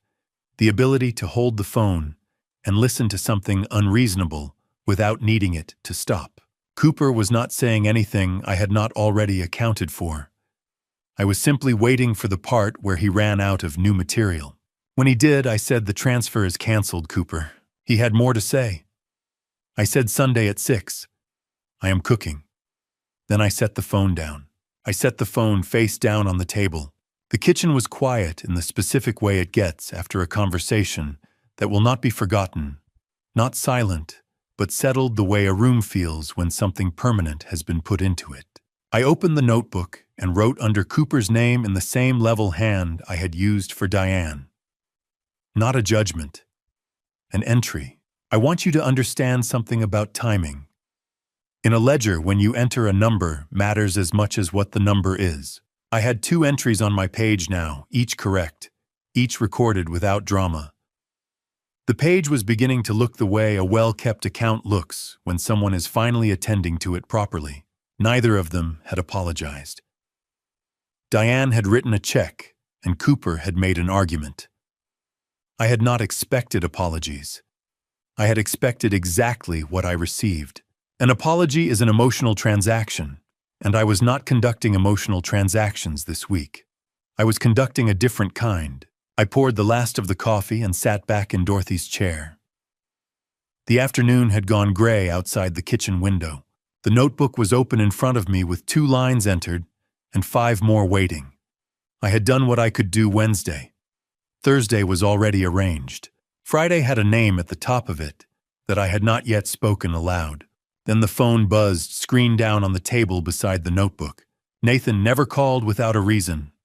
I watched it buzz once, twice, 3 times, 4, and go to voicemail.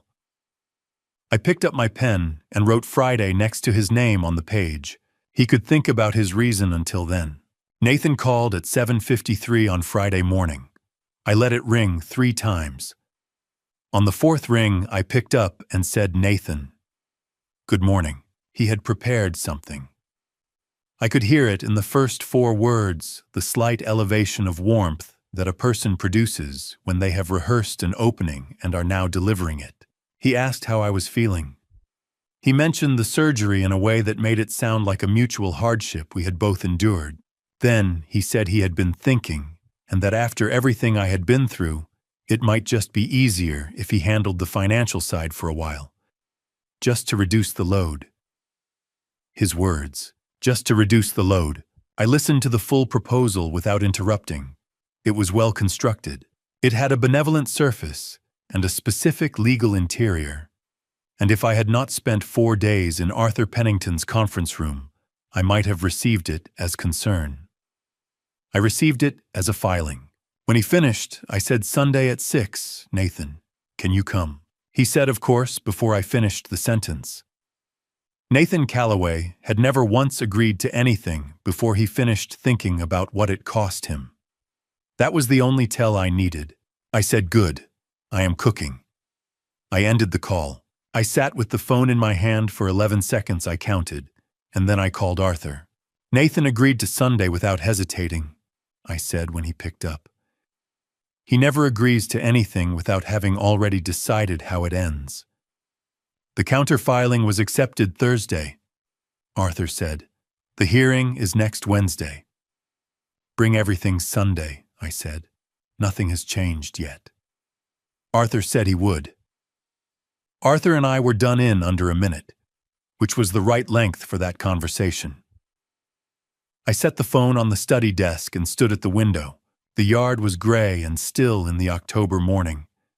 The grill was out there unlit, waiting for Sunday in the practical way objects wait when they do not know what they are waiting for. I stood at the window long enough to confirm that the plan was still the plan, and then I went to make breakfast. Saturday afternoon, a number I did not recognize called from a 704 area code. I answered because I answer unfamiliar numbers when I am expecting information from unexpected directions. It was Melissa. She called from a colleague's phone because she did not trust her own. I want you to sit with that for a moment. My daughter was afraid to call her father from her own number. She spoke carefully and at a register slightly lower than her usual voice, the way a person speaks when they are aware that the conversation has weight and they do not want to drop it. She told me 2 things I did not yet have. The first, Nathan had arranged the physician affidavit that accompanied the guardianship petition. Amy had signed it. Melissa said that Amy believed she was signing a wellness check request, a routine form Nathan had told her, something the hospital uses after a significant cardiac event to document family support. Amy had not read the full document. She had trusted her brother's description of what it was. The second, Melissa's husband, Kevin, had said Tyler's name 6 weeks ago in a context he should not have known it. A reference to a commercial corridor, a timeline, a number that Kevin had no independent reason to know. Melissa had understood in that moment what was being built and by whom. She had been afraid to call since. "Come Sunday," I said. "Sit near the door." She said she understood. I believed her. I ended the call and stood in the backyard with the phone in my hand. The grill was in front of me, cold and gray, the grate cleaned and stacked the way I had left it in August. The October air had the smell of a season preparing to close, no smoke yet. No hickory, just cold grass and the faint mineral edge of a sky that had decided it was autumn. I stood there for what I estimated was 3 minutes, turning Melissa's information over the same way I would turn a set of numbers that had just changed the total at the bottom of a column. Then I called Arthur back. "A change of plans," I said. Amy signed the physician affidavit under a false description. She did not know what she was signing. Melissa is coming Sunday as a witness. Arthur said nothing for 2 seconds, which from Arthur was the equivalent of a lengthy response. "Also," I said, "bring everything on Tyler, and bring a notary." "Bring a notary." Arthur did not ask why. A good attorney never asks why when the answer is already visible. What do you bring to a family dinner that requires a notary? You bring an ending. "I will be there at 6, Arthur said. I ended the call and looked at the grill in the gray October light. It was still just a grill. By Sunday evening, it would have cooked a meal and witnessed something that required a legal signature and a witness seated near the door. Those two facts could coexist. I had learned in 74 years that most important things happen in ordinary rooms. I went inside. I opened the green notebook to the Sunday page. 7 names already on it, each with a small notation beside it. I picked up the pen and wrote Melissa at the bottom. Then I drew a small mark beside her name and wrote in the margin near the door. I looked at the full page. 7 names. One night. Arthur, a notary, and everything on Tyler. Sunday was no longer a dinner. I lit the grill at 5 in the morning, the same way Dorothy and I used to do it when the children were small, and Sunday meant something different than it does now. The neighborhood was completely dark and completely quiet. I had been awake since 4, moving through the kitchen, with the lights low, making coffee before going out to the backyard. The coals took on the first time, which Dorothy would have said was a good sign. She read significance into small things. I read evidence. On this particular morning, the distinction did not seem important. I worked the grill the way I have always worked it. No rushing, no shortcuts. The same patience I applied to 40 years of other people's numbers. The hickory went on when the coals were right. The smoke rose straight in the still October air, which meant no wind, which meant the temperature would hold. Dorothy always said the smoke told you when the fire was ready. Not the clock, the smoke. I had learned to read it the same way I had learned to read everything she taught me by watching her do it first. Nervous is what you are when you do not know how something will go. I knew exactly how this was going to go. I had known since Wednesday. The smoke was straight, and so was I. The sky began to lighten around 6 that particular October. Lightning that does not come from a specific direction, but seems to arrive from everywhere at once, as though the dark simply decides to reconsider. I was leaning on the back fence post, checking the smoke, when I heard the gate latch and Eunice Braddock came along the fence line on her morning walk. Eunice Braddock, my neighbor of 22 years, was the kind of person who shows up without being asked and without making it a performance. She stopped at the fence the way she always stopped, briefly, comfortably, without any suggestion that she was waiting to be invited to stay. She asked about the grill.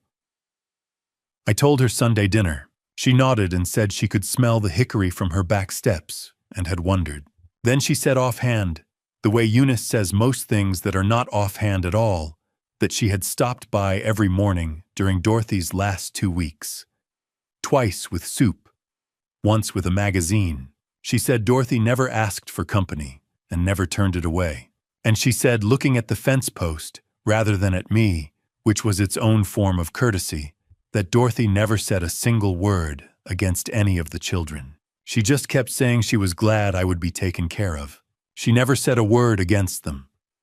Her children were unreachable for 2 weeks while she was dying, and she never said a single word against them. That was Dorothy. That was also the saddest thing I had heard all month.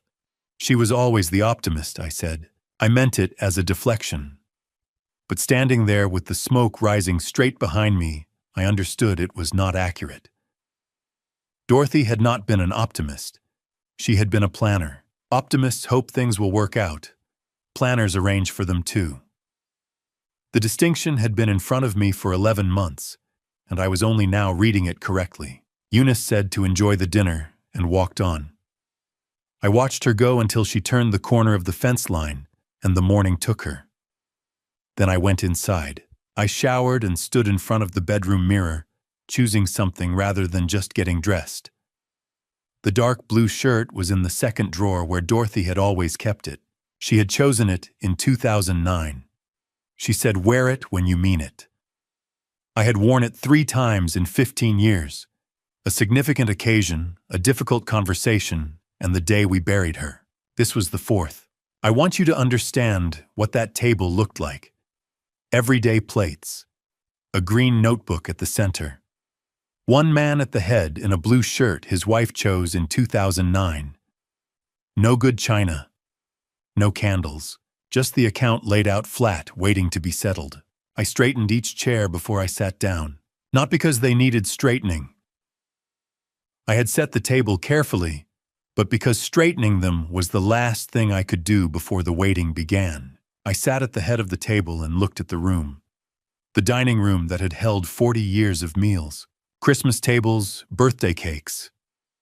The one Thanksgiving where Nathan and Tyler did not speak, and everyone pretended not to notice. The room had held all of it.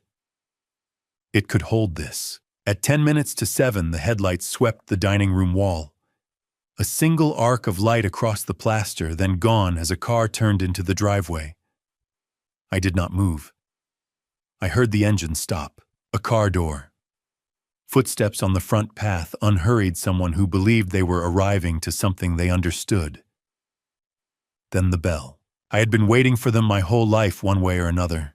They could wait 10 seconds, I counted. 10 seconds is longer than most people think it is. Long enough for the person at the door to feel it, to shift their weight, to consider whether they rang properly, to wonder if the house is empty. I let it be all of those things. Then I stood. I straightened my collar. I walked to the front door, opened it, and let them in. The first one through the door was Amy. She came alone and brought nothing, and sat at the far end of the table with her hands folded the way she used to sit in church when she was 8 years old. I had not expected her to be first. I had expected Diane, who is chronically early to things she is uncertain about. But Amy came through the door at 7:01 and went straight to the far chair without saying anything, without looking at the notebook at the center of the table, without looking at me. She sat down and folded her hands. That was all she did. I registered it and moved to the door. Diane arrived 4 minutes later with a canvas bag over her shoulder. The corner of a brochure was visible above the bag's edge, a cream-colored paper professional weight. The kind of thing that arrives in a mail-merge envelope from an institution with a landscape photograph on the cover. She sat at the table's side and set the bag in her lap and did not take the brochure out. Not yet. Cooper came in without making eye contact with anyone. He pulled out a chair and sat with it angled slightly away from the table center, which I recognized as the physical posture of someone who wants to be present but not accountable. He had his phone in his hand. He put it in his pocket when he sat down and then seemed uncertain what to do with his hands. Tyler arrived at 7:11. He came in with the ease of someone who believed the room had been arranged for his benefit. He shook my hand at the door, a firm, easy shake, the handshake of someone who has decided confidence is the only posture worth committing to. He sat directly across from me, which was the seat of someone who either wanted to watch me or wanted me to watch him. I could not tell yet which it was. He smiled. I let him. Melissa came in at 7:15, took the chair near the door the way she had been asked to, and placed her hands flat on the table in front of her. She looked at me once, and I looked back, and that was sufficient. Jesse sent a voicemail at 6:45. A retreat, paid in advance, a wellness program in the mountains that required a full weekend. The same excuse the Henderson contract had been dressed in different words. I set it in a column by itself and moved on. Jesse was absent. The account would reflect that. 2 document cases, 1 table. Nathan had brought a lawyer to his father's Sunday dinner. I noted that and said nothing. Nathan arrived at 7:19 in a suit. He was accompanied by a man I had not met, Colton, Nathan's family law attorney colleague, who came through the door carrying a second document case and took the seat beside Nathan without introducing himself to anyone else at the table. He set the document case on the floor beside his chair. He opened it without being asked. He was a professional. He had done this before. I returned to the head of the table and sat down. 8 people in the room, 7 chairs, 1 at the table's head. Colton beside Nathan. The green notebook was where I had placed it. The everyday plates were where I had placed them. The hickory smoke from the morning grill was still faint in the air of the house. The same smell as 3 weeks before my surgery, when this family had sat around the same smell and made a set of promises that the next 21 days had catalogued precisely. I want you to look at that table. A nursing home brochure face up in the center of the everyday plates. Diane had put it there when she thought no one was watching. A green notebook beside it. A 74-year-old man at the head who had not said a word yet. Let me tell you which of those things was going to determine the evening. Nathan stood before I had opened my mouth. He had prepared something. He said "we" before he said anything else, and he said it 4 times in the first 30 seconds, which was his way of making a family out of a conspiracy. The speech was careful, and the speech was practiced, and the speech sounded to anyone who did not know the last 3 weeks of this story like the genuine concern of a son who had watched his father survive a cardiac event and wanted to help. He used the phrase "structured support" twice. He mentioned Maplewood Gardens by name, which confirmed that the brochure's appearance at the table center had not been an accident. He mentioned post-surgical cognitive vulnerability without using those words exactly, which told me his attorney had reviewed the language. I listened to every word. I did not move. I did not change the expression on my face. I had kept other people's accounts for 40 years, which had required listening to explanations that did not match the numbers without showing that I saw the discrepancy. This was the same skill. I used it. Nathan's face, when he finished, had the particular quality of someone waiting to be answered, who is confident in the answer they will receive. He sat down. What does it look like when a man takes a room back? Not with volume, not with argument. With the exact length of time it takes to walk from one end of a dining room to the other on a walker in a blue shirt his wife chose in 2009. That is what it looks like. I said, "Before we continue, Nathan, I would like to introduce someone." Nathan's face showed nothing. That was how I knew he was afraid. I pushed back my chair, stood, and took the walker handles. I crossed the dining room at the pace the room required. I used every second of it. I put my hand on the front door latch. Behind me, the dining room was completely quiet. 6 people and a lawyer watching a man with a walker open his own front door. I turned the handle. Arthur Pennington stepped in first. The notary was directly behind him. Arthur nodded at me once and walked to the far end of the table. He did not introduce himself. He did not need to. He set his document case on the table and opened it. I returned to the head of the table and sat down. The notary took the chair to Arthur's left and placed her phone on the table face up, the way a person places an instrument they expect to use shortly. Arthur looked once at Nathan's colleague across the table, the 2 of them exchanging the brief professional acknowledgement of attorneys who have arrived at the same table from opposite directions. And then Arthur spoke. "Before you present anything," he said to Nathan's colleague, whose name was Colton, "there is prior documentation you need to see. It supersedes the petition." Colton did not answer. He was a professional. He waited. Arthur removed 2 items from his case and placed them on the table in a sequence I recognized as deliberate. The first went face down, the asset appraisal, the figure inside it still invisible to the room. The second went face up, the fabricated power of attorney Tyler Callaway's signature, visible above the typed line that read, Raymond Callaway, by Tyler Callaway, authorized representative. Arthur smoothed it flat with one palm and left it where the room could read it. Fingerprint. ICU sedation. $28 million. Arthur said it the way you read a column of numbers, flat accurate without editorial. That was what made it land the way it did. He identified Tyler by name. He stated the date, day 3 of my post-surgical recovery. He stated the mechanism, a notary brought to the ICU during a window of sedation. A fingerprint obtained, a temporary power of attorney, fabricated on the basis of it.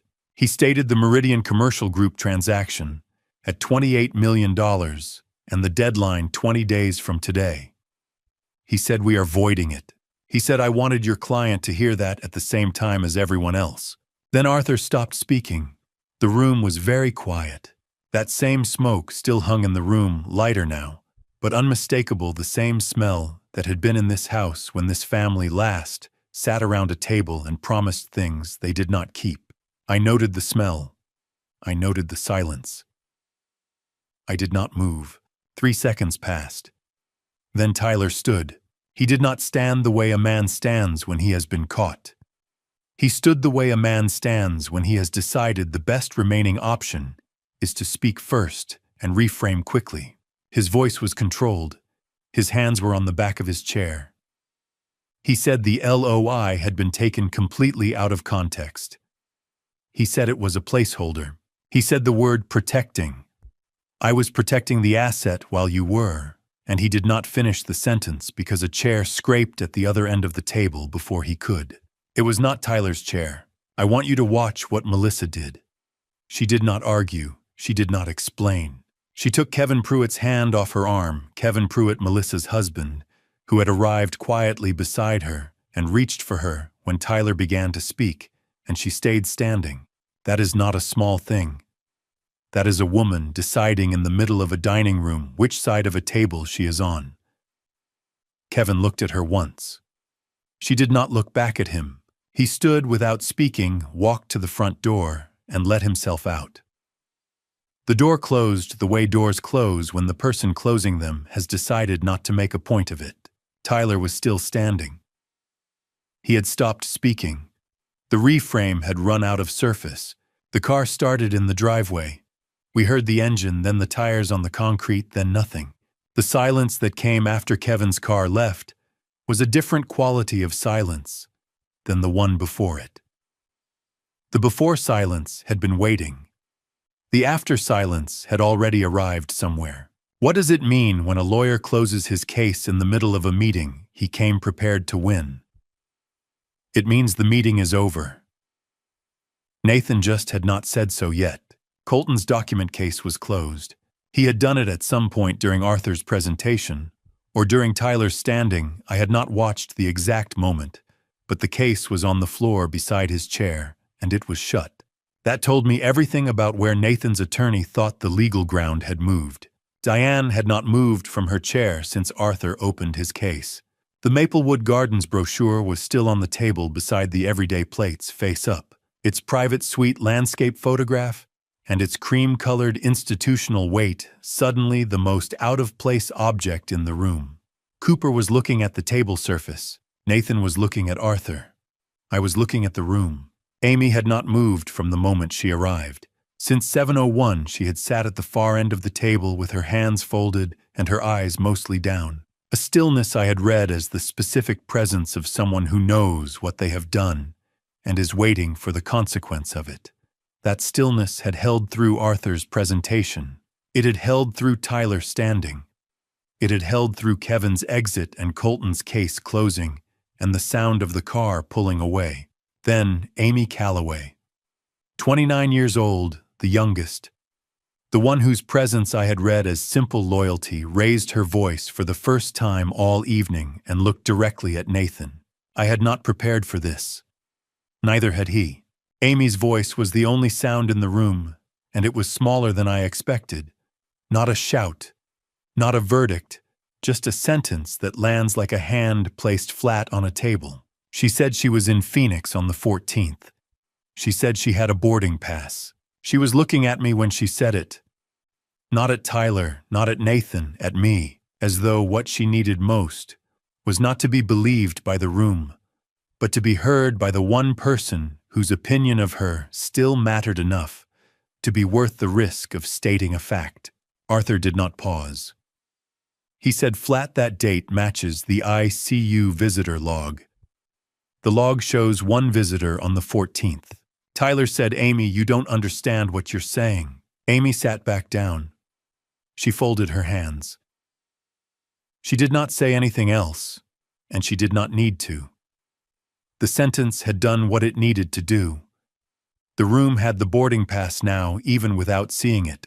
Tyler had the visitor log. One of those is a document that places a person somewhere. The other is a door that no one checked on the way in. I watched the room absorb it. 3 seconds. Long enough for Nathan to understand that the legal architecture he had built on the affidavit had just lost a load-bearing wall. Long enough for Colton to make a note he did not show Nathan. Long enough for Cooper to stop looking at the table surface and start looking at Tyler. Tyler remained standing. His hands were still on the back of his chair. He did not look at Amy. He looked at Arthur, which told me the reframe had shifted from emotional to procedural. He was no longer trying to explain the LOI. He was trying to find the next surface. Nathan found it first. He pushed the nursing home brochure to the side of the table, a small, deliberate movement, the gesture of a man retiring a prop that has served its purpose, and said, "Dad, this has never been about the land. This has always been about making sure you're taken care of." Colton reached into the document case that had been closed and removed a single page.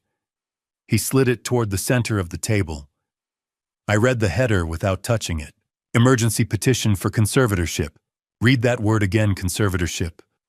Not care, not protection. That word is a lock, and the petition is the key, and Nathan had brought both to dinner. Nathan's attorney said the petition was filed as a protective measure. He said it could be withdrawn. His voice had the tone of a man offering a settlement he already knows will not be accepted in a room where the other side has not yet finished speaking. I noted it internally in the column, where Dorothy's letter had told me this moment would eventually arrive. Dorothy told me someone would say exactly that. She had been right about the sequence, right about the language, right about everything, except which chair Nathan would be sitting in when he said it. Arthur removed a bound document from his case. He set it on the table face up to the right of the fabricated POA. He read one clause aloud, the relevant one, in the same flat voice he had used for every other fact in the last 20 minutes. Dorothy had executed the living trust 11 months prior. It named Raymond Callaway as sole trustee with right of sale. It superseded any subsequent instrument, including the petition. Nathan's attorney said quietly that they would need to verify the notarization date. Arthur said Eunice notarized it. "She is sitting 3 feet from you." Eunice Braddock opened an ink pad on the table without being asked, without being directed, without any expression that suggested she found the moment remarkable. She had notarized Dorothy's document 11 months ago in this same house, and she was prepared to confirm it in this same room on a Sunday evening, with the residual smell of hickory still faint in the air. Colton looked at the notarization stamp. He looked at Eunice. He closed his case. What does a man do when he has already won and no one in the room knows it? Yet he puts his hands flat. He waits. He counts. I placed both palms on the table. Not on the living trust, not on the notebook, not on anything, just on the surface of the table my father had built, at which I had sat for 40 years of Sunday meals. The green notebook was to my left. The living trust was to my right. The fabricated POA was face up between them. I looked at Amy first. She met my eyes and held them. Then Melissa near the door, standing where I had told her to stand. Then Diane, who had not moved. Then Cooper, who was watching Nathan. Then Nathan, whose face had the particular stillness of a man choosing his next sentence with extreme care. Then Tyler. Tyler was the only one who did not look away. I left my hands where they were. Amy said barely above a whisper, "Dad." I noted it and did not answer. Not yet. The room needed to sit in this for a moment longer. Dorothy had taught me that the pause before a number is entered is as important as the number itself, that a ledger which is rushed makes errors that compound. I looked at Tyler last. He was the only one who did not look away. That told me everything Dorothy's notebook had not. I left my hands where they were and waited for the room to understand what I already knew. I wrote one sentence, and then I closed the notebook for the last time, not because there was nothing left to say, but because Dorothy had already said it better than I ever could. The house had been empty for 2 hours before I sat down at her desk. They had left in the order they arrived, reversed. Amy first quiet at the door, a nod that carried more than a nod usually does. Then Melissa, who touched my arm once on her way out without speaking, the kind of contact that does not need words because the words would reduce it. Then the rest in whatever sequence they chose, the door closing each time, with the sound of a house settling back into itself. I had one sentence in me. I wrote it in the space below Dorothy's last entry in my handwriting rather than hers, and I did not read it back. A man who reads his own final entry is a man who does not trust it. I closed the cover. I aligned the notebook with the edge of the desk, the way Dorothy always did. I placed the pen across the top. That was the account settled. That was the ledger closed. I sat at the desk in the quiet of the study and did not move for several minutes. The cold coffee was on the corner of the desk where I had left it 6 hours earlier. The cedar and old paper smell of that room had been the same since Dorothy arranged it, and it would be the same after me, and I found that more comforting than I expected. At 11:43, the phone buzzed once. Arthur's forwarded message article, live, Diane, do not respond. I have it. She published at 11:43 p.m. on a Sunday. That is not journalism. That is panic with a byline. I read the article once. Diane had framed the evening as elder manipulation and the living trust as coerced. The language was careful in the way that language is careful when it has been reviewed by someone who understands what careful language is for. I set the phone face down on the desk. Dorothy always said the one who moves first in panic is the one who is already lost. I went to bed. Monday morning, Amy called from her own number. Not through Melissa, not from a colleague's phone, not from a borrowed line, her own registered number. The one I had dialed on the day she was accepted to university, and the day she called to tell me she had passed her licensing exam. I heard the difference before she said a word. She asked, "Dad, can I post what I know, everything, my boarding pass, what I saw?" I waited 3 seconds before answering. Not because I was uncertain, but because the question deserved the weight of 3 seconds. "The truth does not need permission," I told her. "But I am glad you asked. Post it," she said after a pause that had its own weight. "I wanted you to hear it from me first." Notice what Amy did not ask. She did not ask whether the truth was safe. She asked whether it needed permission. There is a difference, and I heard it clearly in the silence between her sentences. 3 hours after Amy posted her account, had 17 times the engagement of Diane's article, and was still climbing. By Tuesday morning, regional outlets were sharing it. I monitored the count once per hour, not from pride, not from satisfaction, in the ordinary sense, but from the same instinct that made me audit a ledger column 4 times before I signed it. I needed the number to be accurate. I needed to know the record was correcting itself at the right rate. Dorothy would have said never argue with arithmetic. She would have been right, as she was right about most things. I am only now finishing the work of understanding. Tuesday evening, I read the final share count on my phone. The number was large enough to be a fact rather than a figure, the kind of number that enters a community's memory and stays there. I set the phone face down on Dorothy's desk. The screen went dark. What does a man owe a column of numbers when they finally add up the way they were supposed to? Nothing. He closes the ledger. He reaches for the lamp. I sat in the dark study for a long moment and let one thought arrive. Not a review, not a plan, just a thought, the way a thought comes when the work is done and the room is finally still. Dorothy, I thought, your youngest daughter just did something you would have been very proud of. I did not say it aloud. I did not need to.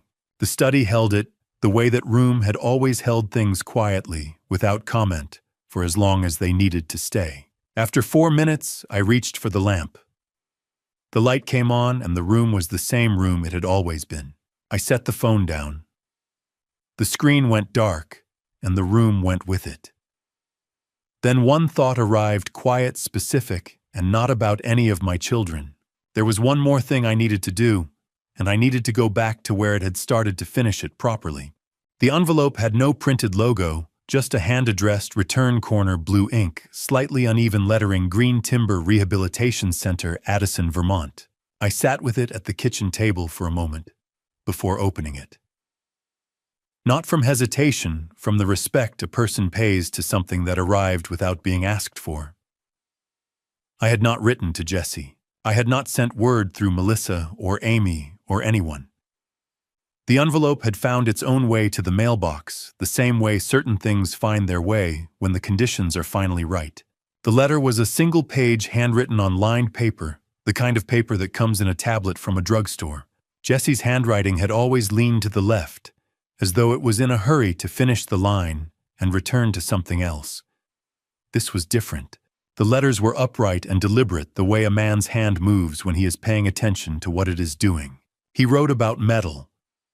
He said metal bends when the load is wrong, not when the metal is bad, and that he had been straightening since August. He said he had earned his first wage the week before and had not spent it on anything I would worry about. He did not name the amount. He did not make a request. He did not ask me to call. He did not ask for a single thing. In 11 years, that had never happened. Not once. I read the letter twice. Then I folded it along the creases he had used his original folds, not new ones, and I placed it inside Dorothy's closed notebook, which was still on the desk where I had left it. The notebook was closed. I did not open it to place the letter inside the cover. I slid it beneath the cover from the front, the way you place a note in a book you intend to keep. Before I left the study that morning, I opened the safe one last time. The ring box was where I had left it in October, on the shelf behind the deed folder. I opened it. Inside, Dorothy's mother's ring, the one she had never worn because she said it was too fine for a machine shop. She had kept it for 40 years without explanation. I closed the box and put it in my jacket pocket. I did not know yet what I would do with it. I knew I would not leave it in the safe. In December, Arthur called from the office. He said the $47 million offer had recorded. He said, "It is done, Raymond." I said, "Good." That was the full conversation. I set the phone on the desk and sat with the number the way I had always sat with a figure before I entered it into a column long enough for it to stop being a figure and start being a fact. Dorothy had said the highest honest offer is the only honest offer. The number was Dorothy's number. It had always been Dorothy's number. I was simply the one who got to confirm it. Arthur also confirmed in the same call that Meridian had acknowledged the invalidation notice in writing. Tyler's real estate license was under review by the state board. Arthur said it plainly, without opinion. I noted it the way I note any closing entry, once correctly and without going back. I drove to Hartwell Regional on my own in mid-December. No walker, no transport, the same entrance I had been wheeled out of 8 weeks earlier. The conference room was on the 3rd floor. Arthur was already there. Grace Ellsworth was already there. And Eunice Braddock was already seated at the far end of the table. Hands folded a cup of coffee in front of her that suggested she had been there long enough to be comfortable. I signed the foundation documents where Arthur indicated. Then I named Grace as director. I said it the way I said most important things once, without preamble, as a fact already established. Grace said she did not know what to say. I picked up the green notebook from the table beside me and slid it across to her in a single motion. I said you don't have to say anything. Dorothy already wrote it down. Notice what Raymond did not say. When he slid the notebook across, he did not say, take care of it. He said Dorothy already wrote it down. He was not giving Grace instructions. He was giving her evidence. I looked at Eunice at the far end of the table. I said I would like you on the advisory board. She said Dorothy said you'd ask. I've been ready. The room went still for a moment. Not from surprise exactly, from the feeling of confirmation, a column closing exactly as it should. Of course she had. Of course Dorothy had told her. The plan had roots I had not yet finished finding.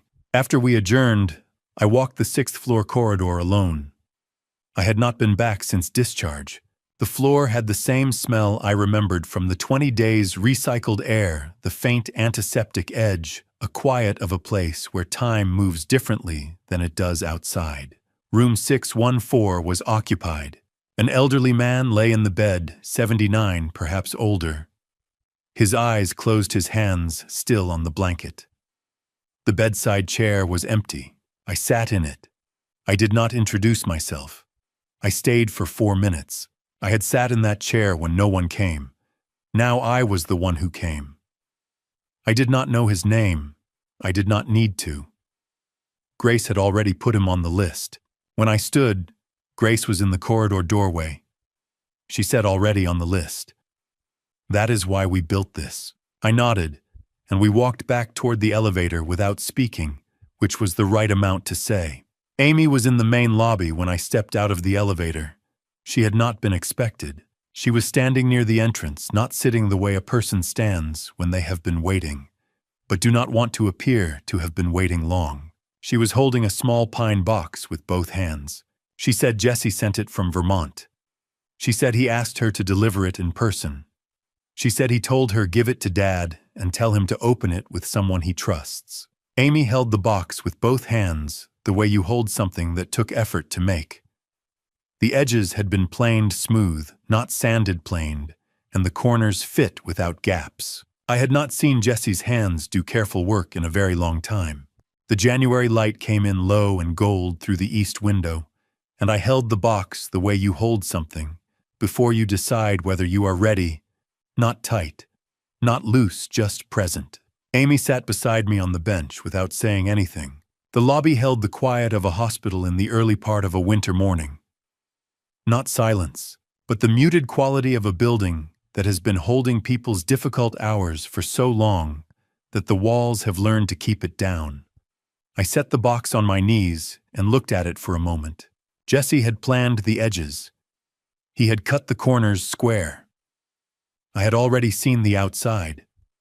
It was time to see what he had put inside. I opened the lid. There were 2 items, a folded letter and a wooden keychain, 3 rings on a carved fob, the word Dad, cut into the wood, in letters that leaned slightly left on the first 2 and straightened by the third, as though the hand doing the carving had found its steadiness partway through and decided not to go back and correct the earlier ones. The letters were uneven. He had not fixed them. He had left them exactly as they came out of the wood. That was the whole point. I held the keychain first. The wood was smooth from handling not the planed smoothness of the box's exterior, but the different smoothness of something that had been held repeatedly during the making of it. 3 metal rings, plain, no markings. The fob warm from the box's interior, or perhaps warm from Amy's hands during the drive. I did not ask. Amy said quietly, "He made the box at Green Timber." Mr. Briggs, his woodworking instructor, a retired cabinet maker who had been teaching there since the program opened, taught him the joinery. She said Jesse had been in the shop 6 days a week since September. I set the keychain on my knee and unfolded the letter. Jesse had written about Mr. Briggs. He quoted him directly: "Bent metal straightens best when it is warm." He said he had been keeping himself warm since August. He said he had earned his first wage the week before he mailed the letter.